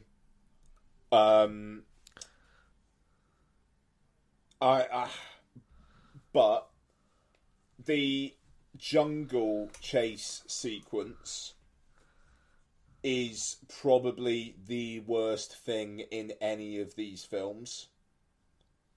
It's an awful sequence. It is not a good sequence now. Just really, really bad. But I like, and this is from a now perspective, I like that it's tactile. I like that Harrison Ford has come to play. I like that Blanchett is just doing two-dimensional. We want to control everybody's minds. Fine, that's cool. I'm fine. You can control my mind. Russian Cate Blanchett, that's fine. The ending,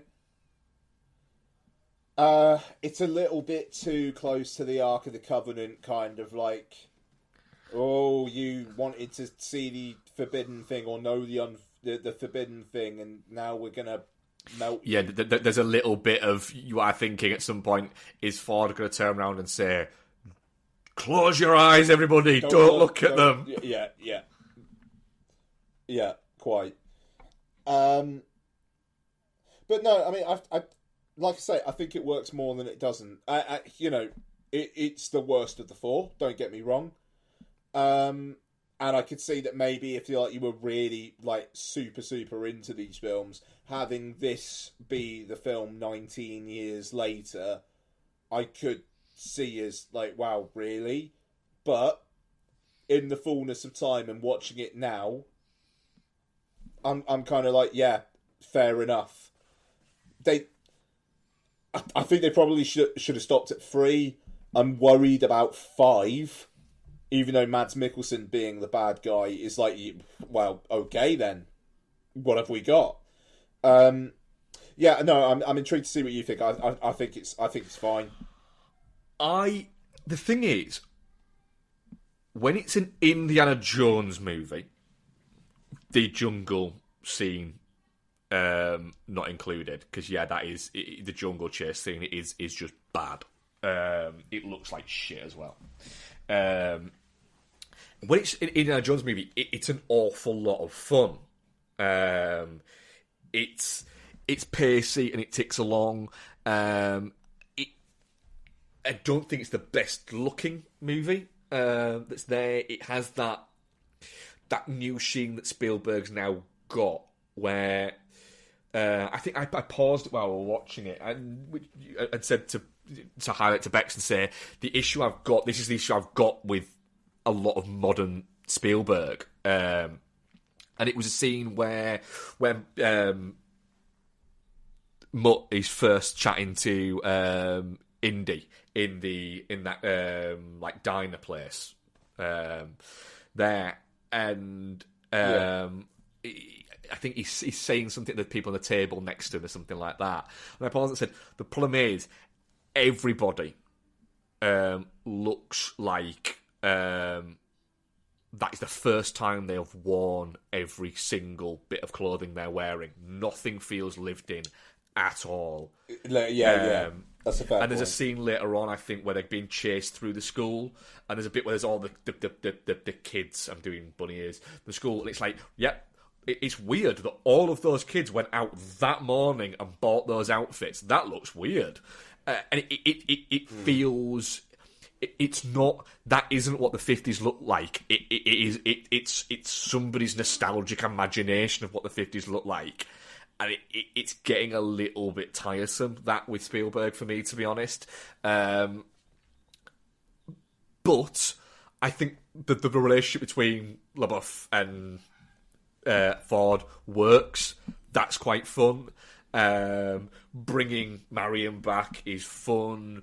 The aspect of them kind of on the run from the Russians and all that works. I don't like Blanchett in this. I don't like this period in her career where she was wigging her voice, and the voice doesn't even at any point maintain any fucking integrity. It just bounces all over the fucking place. But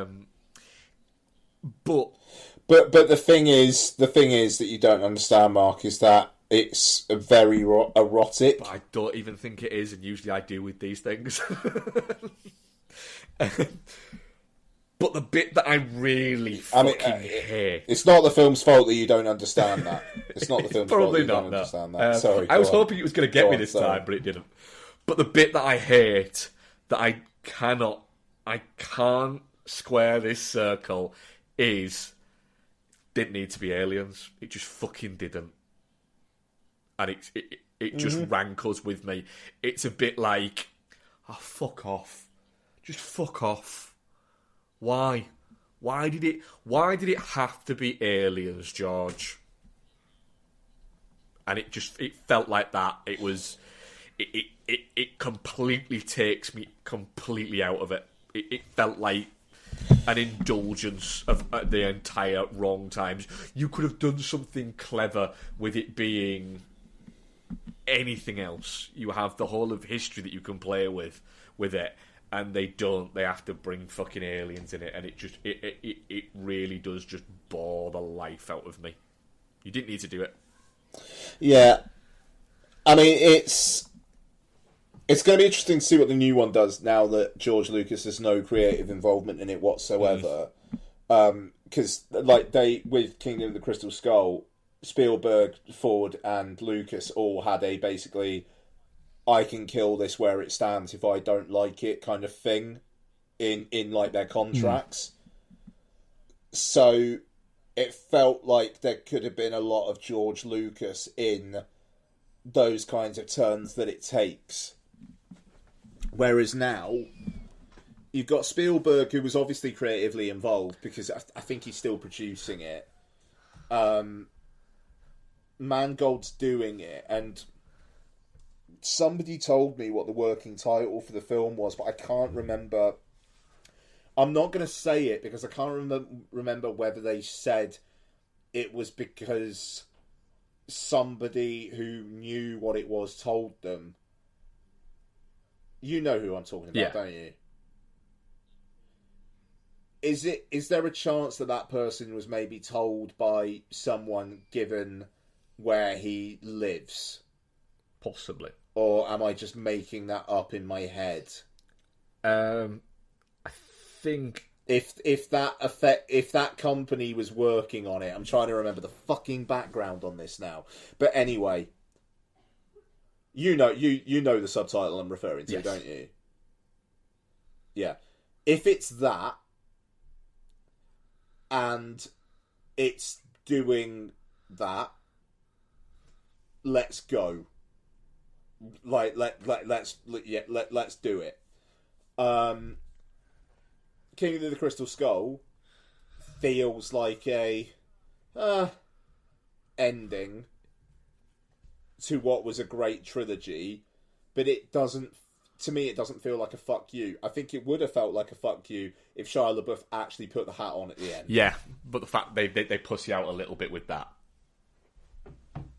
Yeah, yeah, and then to be fair, which was the right decision, given LaBeouf then basically shits on the film not very long after, and then Spielberg fucking drops him like a hot stone. Yeah. There's a lot going. There's a lot going on. What I will say is, I kind of made my peace with Kingdom of the Crystal Skull. And so previously I wouldn't, I've a few times watched the original trilogy and then just not watched Crystal Skull. But now I think I'll be fine rewatching it again in like a few years' time. Yeah, I mean, there's some really, like you said, there's some really good classical Indiana Jones shit in this. But also some actually decent, he's getting older jokes.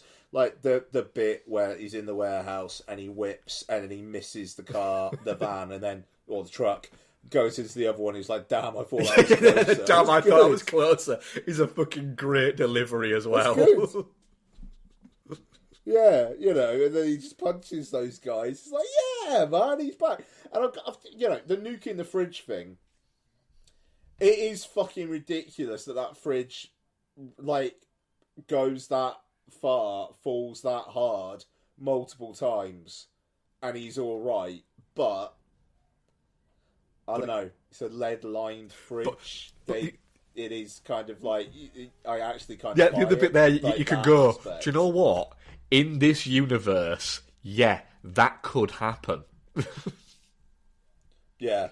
And then it leads to that fucking shot of Indiana Jones walking up and seeing that fucking mushroom cloud. That's a great shot. It is. Yeah. I'm gonna agree with you. It's a good movie. It has flaws, but it's a good movie. Yeah, and I mean, I don't know, even Ray Winstone. I mean, yes, okay, the fact that he just says Jonesy a lot, but I like the way that he's like a turncoat and he pretends to not be a turncoat, but then he really is a turncoat. I like fucking Jones going. So wait, are you a triple agent? He's like, no, I was just lying about being a double agent. Yeah, I mean that's brilliant. I mean, the way he goes out is a bit shit. Where it's like, I'll be all right, Jonesy, and I half imagine Harrison Ford to just go, I don't care. Just you really fucked me. You fucked me over. I don't care. Go off into fucking alien land or wherever you're going. But yeah, no, it's fun. It's a fun film. Even though I do remember at the end of that test screening, the fucking deflation, because it was like people who work at the cinema would come along to these test screenings if they were like big films.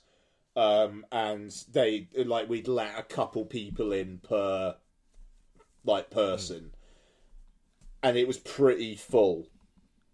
And it was like the midnight, and we didn't do midnight screenings, so it was like literally the first opportunity these people would have had to see this film. And the deflation of people walking out at like 2:30 in the morning was palpable. And that surprised me, because at the time I was like, I thought that was all right. I thought that was fine. I was one of those that went out of it going, I don't like that. I wasn't quite, what have you done to my childhood? But I was very much like, yeah, that was shit. I was angry at it. So, Ian, I'm going to do everyone else's rankings and I'm asking for yours. Well, you still there? So, Jack Burton, Mr. F 1978 says his ranking is 1, 3, 2, 4. Boring and predictable, I know, but there it is. Tangentially, indie memory. Anyone remember that great Terry's chocolate orange ad that riffed on the beginning of Raiders? I do actually, yeah. Oh, fucking hell. Yeah, there's been a lot of riffs on that though as well. Rick J. Kidd, rankings. 1, Raiders. 2, Crusade. 3, Doom. 4, young indie TV series. 5, crappy indie Find Your Fate book with Yetis. 6, Kingdom of the Crystal Skull. Oh, wow. Mike of Chinstruck vs. Punter fame. Raiders, Doom, Crusade, Skull. Seeing Raiders at the cinema as a 7-year-old was transcendent, as was owning Raiders release on VHS, the first straight-to-sell through title in the UK, and eye-watering 1999 in 1982. Man, yeah, fucking hell. Stupid face Rob. Crusade, Raiders / Doom, depends on my mood. Skull way down. Doom gets a bad rap, great score, great set pieces. I think he's right on that. Yeah, the score is fucking great in Doom. It is a good... Yeah, the score is great in Doom. That's a good point, Rob. Yeah. TGP73. Raiders, Crusade, Temple, Skull. That seems to be a lot of people's there. Andrew Jones. I think it's right. Huh? Sorry, yeah. I think that's the right order. It is the right order, yeah, that's my order. So, giving that away. There are as yet no good feature-length Indiana Jones movies, but the Aqua song, despite coming out in time to make me subject to constant playground name-calling a bit, slaps. Andrew, just stop it. Stop it. I know you're listening, stop it. The Indiana Jones films are good. Come on. Simlu86 says Last Crusade, Raiders, Temple of Doom, Crystal Skull. That seems to be... That's a popular one, though. People having Crusade at the top. And then he puts... While I totally understand... While I totally understand Raiders is objectively the best one, Last Crusade was one of the first VHS I bought as a kid, and it was just an absolute magic for me growing up. It's the perfect movie, in my opinion. I can see that. You know, I can see the logic behind that. And having the nostalgia thing helps with these movies, I think. Mike also... It does, but I'm sorry, I think the thing is, it just... with me for Raiders, like I was saying, it's just the balls of that film to go... this guy's a fucking hero. This guy's a star. We know he is. And he is. Like, Crusade, it's got the... that already you know you like him kind of thing. It's almost like degree of difficulty. It's like fucking high diving. You know, like Raiders of the Lost Ark, like, is doing, like, an equal thing, maybe even slightly lesser, but the degree of difficulty is higher. Yeah, with the hubris of that start, they have to stick not just a landing, but every fucking movement before the landing, and they do. It's the same dive from a higher platform, and that's why Raiders is more than Crusade for me, but that's why. It's time, Rick Kidd, Memory 1. Raiders was one of the first VHS my parents rented. 7-year-old me had all the neighbourhood kids round and we watched it. Cue many phone calls from neighbourhood parents complaining about traumatised kids due to Nazi head melting and explosions. Yeah, I mean, like, I don't know, like 7, that's something. But they would have seen those black bars as well, and it would have gotten in their heads. Why is this happening? Memory 2 from Rick J. Kidd. 7-8-year-old me having to be taken out of Temple of Doom to calm down after the heart-ripping out scene, and then getting annoyed when my mum refused to let me see the other film showing the cinema that day. It was The Killing Fields. So perhaps my mother was right. Jesus Christ. No, Rick, your mother was a coward.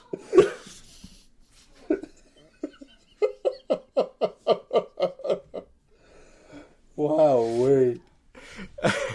And Mike says, Mike is a big Temple of Doom fan, isn't he? He's an apologist of Temple of Doom. Says Doom is very underrated in my honest opinion. Features all the abandoned set pieces that were deemed too bonkers for Raiders. Has one of Williams' best scores. Agree with that very much so, and captures the feverish tone of the series better than any of the serials, better than any of the series. I don't think I can disagree with that. There must be a documentary out there on one of the features about the making of Temple of Doom, and I want to watch that. So I might even fish out my DVDs to see if there is one, because I bet that's a fucking good watch. Look, to be clear, like, I think Temple of Doom is a fucking fantastic film. It's a different beast, and it's a beast I just don't prefer to Raiders or Crusade. But I'm not trying to really knock Doom. Like, that film does some fucking dark before you get the light, and I think it's maybe a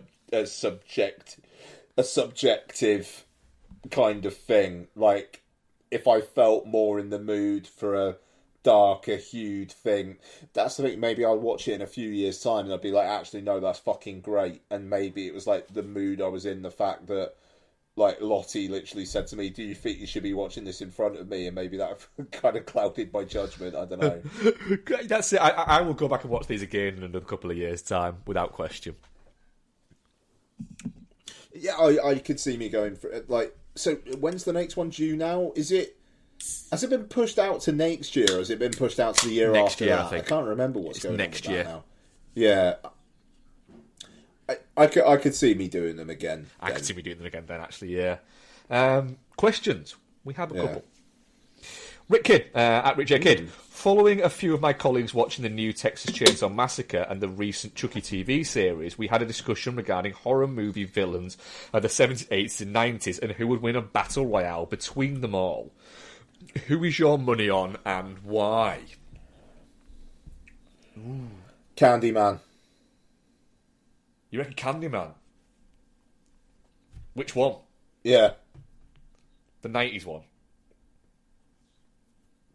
Yeah, I mean, Tony Todd, you know, like, let's go classic. Because he's going to discombobulate everyone at first. And just be like, right, what the fuck's going on? Like, why are you talking about the fucking sweet and all that stuff? And he's going to put some fucking bees up all in you. And, you know, he's going to... The thing is, with Michael Myers, he's going to kill a bunch of people And then Michael Myers is going to be like, "Well, I thought I was supposed to be killing them. What's going on?" He's going to be well confused. And at that point, Voorhees is going to just fucking... He's basically going to rip him to pieces.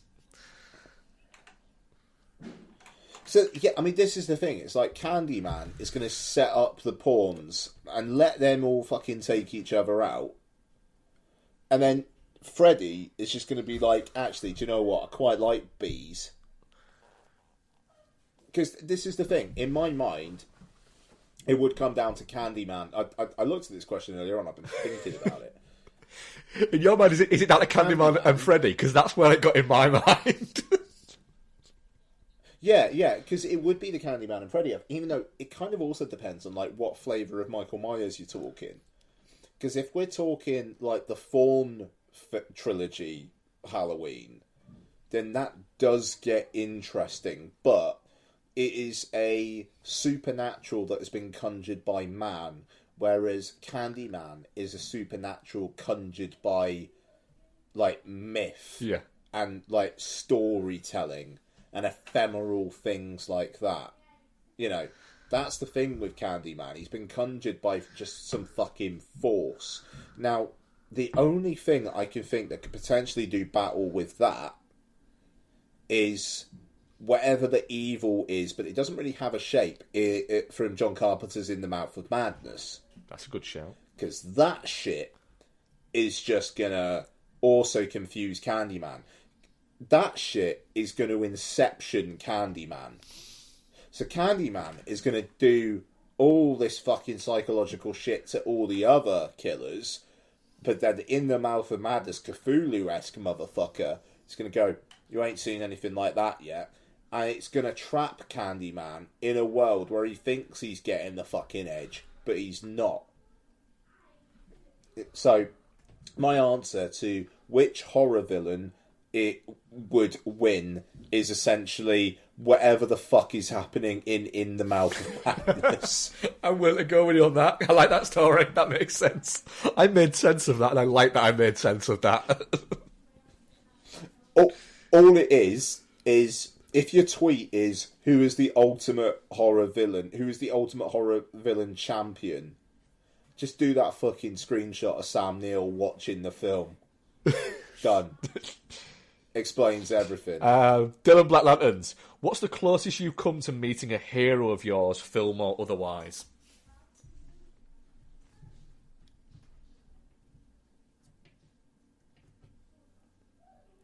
I have an otherwise one.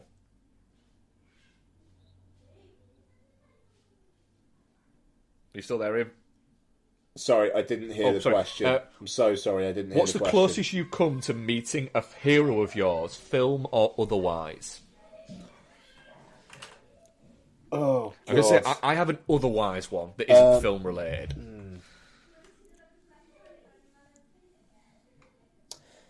I don't know, I'm quite fucking gun shy. Not gun shy, but like, just, I'm not great with meeting heroes and things like that. Like it, I don't know. Like I interviewed Andrew McDonald, the producer of Sunshine, for my aborted book on the making of Sunshine, which was fucking terrifying. He was lovely. He was great, and you know, very encouraging.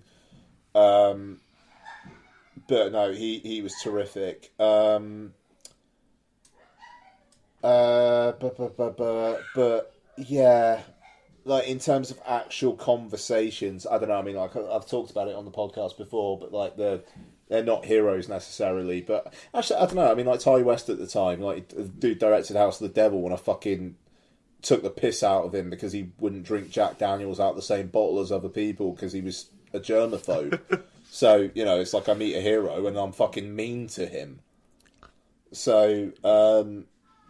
I feel like you've probably got a better story. I met John Hurt once in a pub. Yes, you did. Yeah, that's great. And he was lovely, and just chatty, but like in a really nice way, and had just really nice stories to tell about people. But in like a really just like he seemed to be. He wasn't showing off, telling you stories about these people. He was just kind of like, just telling you about how great it was to work with these people, and how, you know, and how just, you know, how lucky he was about all of these things. And he was really nice. I met Steven Seagal. I went to see his band live, and they were terrible. And then went up to him afterwards, and asked him if he wanted a drink, thinking he'd say no. And he said yes. And so I sat down with a few of my mates. Nice. And then the first thing he said was, I'm not going to talk about my movies, I'm just here to talk about the music. And we hadn't actually said anything to him at that point, other than just asked him what drink he wanted, and then proceeded to talk about nothing but his movies. Specifically Nico, an awful lot. Nice. But yeah, I also I've been a big football fan. One of my heroes growing up was Ian Rush, from being a Liverpool fan. And then weirdly, and I was a season ticket holder for Liverpool from like 1990 to like 1996, 97. And Ian Rush played during those times, and I got to meet like quite a bunch of players and bits like that. But I'd never met Ian Rush from that. And I'd met people like Bruce Grobbelaar and Jamie Redknapp, and I'd met Kenny Dalglish, and I'd met loads of other players throughout it. And then randomly, I was on like I was like a football skills course thing at Ellen Road, and Ian Rush had signed for Leeds at this point. He played there for like a season, and I essentially like this skills school thing. I essentially worked for it, and it was a bit of a scam, in the sense that they did like 2 weeks at our school, where they did like this skills training thing, and this football camp essentially. And I got paid to say that I'd been to it the previous year when I actually hadn't. And it was just so that they could say, look how much better he got because of it. And I got the 2 weeks, because there was different kids on each week. I got like the 2 weeks and got to go on this skills school bit, and I got like a tour around Ellen Road. So I was waiting in this room at Ellen Road for this tour to start, and this guy walked out of a different room and was clearly waiting to go into a different room, and sat down next to me and went, "You alright?" And it was Ian Rush. And I sort of looked at him and went, "You're Ian Rush?" And he's like, "Yeah, I am." And I just remember saying, I was like, I think I was like maybe like 12, 13 at the time. And I remember just going, "You're my hero." And him going, "Oh, that's nice." And at the time, because I was at Ellen Road. David's Day costume. Don't question me. What? I know I'm wearing my St. David's Day costume. Don't question me. You look lovely, babe. She's in her St. David's Day costume. Sorry. And he looked at me, and like, because he signed for Leeds and I was at Leeds, he was like, I've not actually played for Leeds yet, mate. And I had to explain to him that I was actually a Liverpool fan. And he was lovely. He was really nice. I had a conversation with him about a hat-trick he scored against Aston Villa in 1985, which was one of my favourite things that had happened in football at the time. And he was telling me about it. That's very cool. That's very cool. I also randomly at one of these football tournament things met Jimmy Hill. And he was like handing out bits, like the trophies at the end of the tournament. And he'd watched the final, and he'd actually watched it, because the thing he said to me when he was handing out like the medals, and we'd won the tournament, the thing he said to me was, "You're a really good player, but you need to learn how to use your left foot more," which he was right. I did. And so I worked on my left foot loads, like during that summer. And then the next year, the same tournament, Jimmy Hill was back again to do like the presentation bit. And he watched the final again, and when he was handing me my trophy, he actually went to it and went, "You've worked on that left foot, haven't you?" I was like, "Oh shit, that's great." I was like, "Yeah, I have." And he went, "See, told you, being 2-footed is better than being 1-footed." And that's bonkers that Jimmy Hill just genuinely, he just cared that much about these things that he genuinely actually remembered something that he'd said to me like a year before, and that was the only 2 times I met him in my life, and it was brilliant. Next question, Andrew Jones. We've sequeled, rebooted, legacied a bunch of other franchises. What is the next step, and what film will be the first to do that? To do what, sorry? It just says, what's the next step? What, for Texas Chainsaw? For any horror franchise. What's the... Oh, for, like, films in general. Sorry, what's Andrew, the next thing they're going to do with the horror franchise that isn't a sequel, that isn't a reboot, and isn't a... What else is it you said? Or a legacy? I don't know, I mean, Hellraiser already did the shove it hundreds of years into the future and then also have it be a prequel. Jason X did the Jason in Space. Yeah. What could you do with The Ring? It feels like it's time for Sadako to come back. Yeah, but it's something to do with, like, TikTok. Oh, I mean, yeah, like, that's a fucking viral video, isn't it? Yeah. Christ. The thing is, they're going to do something. Something will happen with Nightmare on Elm Street. That'll happen. That'll work there, and I'd like to think that it could be good. I mean, it'll be really interesting to see what happens with these Exorcist films that David Gordon Green's supposed to be doing, where they've already said that it's going to be like essentially $400 million is going to be spent on 3 of these films. And it's like the return of massive prestige blockbuster horror. Because I think with like It Chapter 1, it kind of felt like maybe that could happen. And then they shit the bed with number 2. And it... Yeah, and then Chapter 2, just like, it... People just didn't like it, and it didn't make nearly as much just money. Too fucking long, wasn't it? Yeah, I don't know, I mean, I haven't watched it, rewatched it Chapter 2 since the cinema, but I remember liking it, but also, Jesus Christ, this thing is nearly fucking 3 hours long. Christ. You know, and it's like they tried it with Doctor Sleep as well, you know, and it just didn't connect.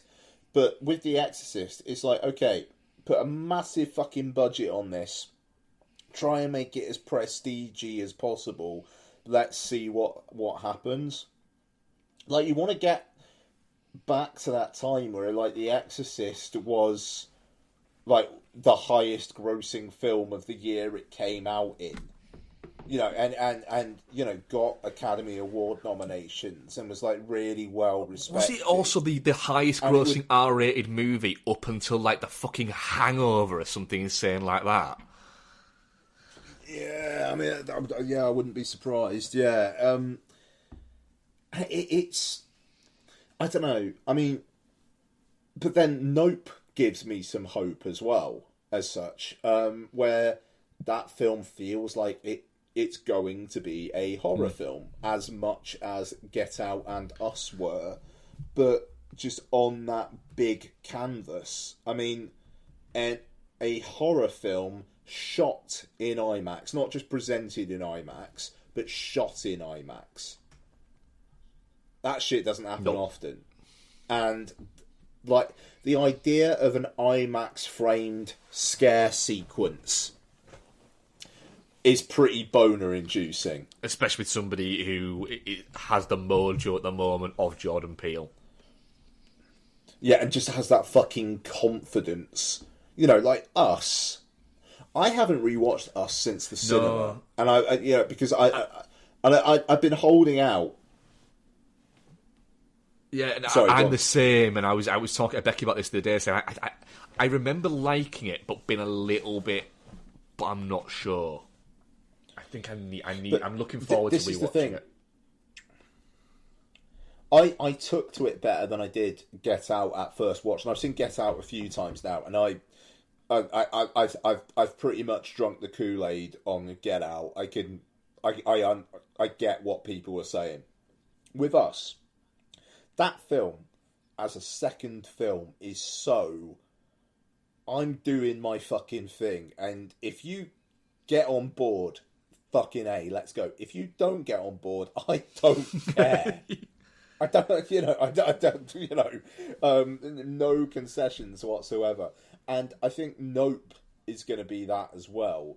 But also, I like that you don't get the sense with Peele just because he won the screenplay nomination at first time of award at first time of asking, that he's trying to do that with his future films. It's like the conscious of real world issues, but also just wanting to be a good time and to be scary and weird and use that blank check. That is fascinating, and shit is going to be written about Jordan Peele in the future, I think, where Get Out, absolute barnstormer, and it does what it did.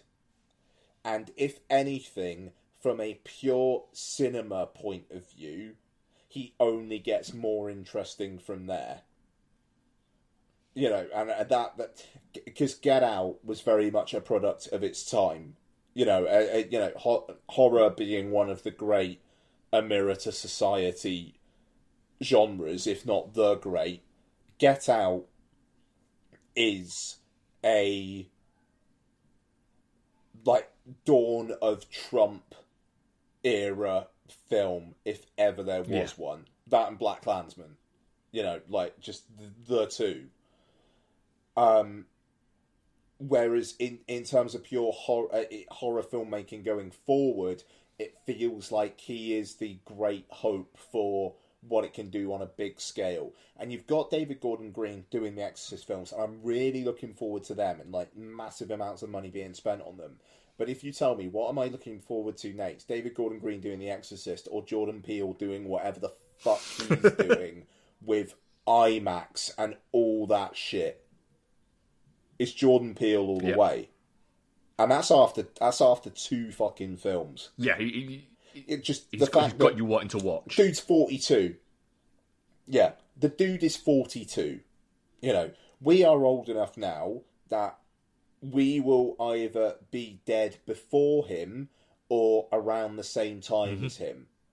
So we are just going to be watching that guy's output until he retires or keels over. And that's cool. I am down for the next 30, 40 years of whatever that dude has got coming.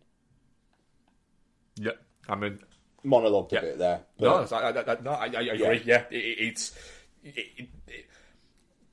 I'm very excited for Nope. I just think it just looks like it's gonna. I'm not even believe that's shit to say. It just looks like it's going to be interesting and weird. And last thing on it, just like last year, the fucking tonic that I needed of that day when it is announced on Twitter, that poster that Jordan Peele's next film is just called Nope. And if it actually means not of planet Earth, then fine. But he's calling it Nope because it fucking spells out Nope. And that is fucking hilarious. Yeah, it is. If it is just a good pun, it's a really good pun. Yeah, and that poster, I need to buy that poster at some point and get it framed. Because that is one of the great teaser posters. Yeah. Very much so. Yeah. Nope. It still makes me laugh. That's God. And I tell you what, if in IMAX, that is a fully taking up the fucking screen title card. Yeah. I'm going to be like fucking Leonardo DiCaprio when he's biting his fucking knuckles watching Margot Robbie in The Wolf of Wall Street, dude. I swear to God. Christ. Yeah, if that's fucking full, what is it? Yeah, you're gonna be having a good time. Yeah. I just can't wait. Sorry. Yeah. What are we covering next week, Ian? Like, genuinely, what the fuck are we covering next week? Oh, so next week. Oh, we got a fucking doozy, son. Oh, we've got a doozy. What have we got? A film that I'm still unsure how the fuck this is actually getting released. Oh, is it what is it? It's Studio 666, isn't it? Oh, Studio 666, baby. We're going to Studio 666. I looked at a review of this on Letterboxd this evening that said at least Tenacious D knew to make a film less than 105 minutes long.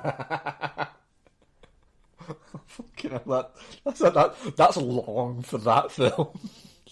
That's already 20-30 minutes too long. Yep. That film looks like it cost fuck all. And it's like I read in an interview with Jenny Ortega where she was saying like she was really excited to be in this film because she fucking loves the Foo Fighters, and she was really depressed that because of COVID restrictions she couldn't really do anything with them other than the scenes she was in. And it just like it, yeah, I don't know, like that film.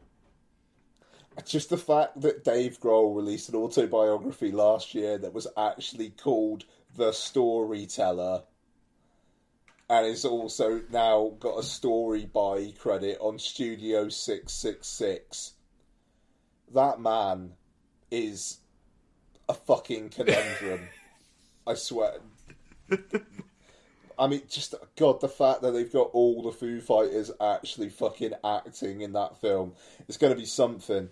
I'll also be watching Cyrano. Yeah, I'll watch it as well.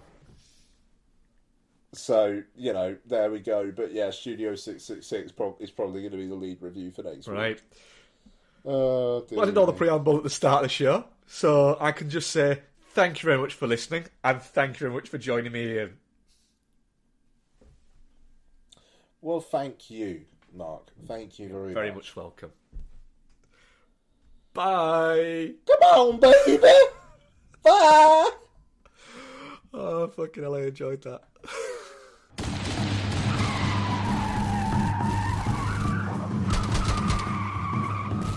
This podcast is part of the Pod Syndicate family. For more criminally compelling shows, articles, and conversations, head to wearepodsyndicate.com.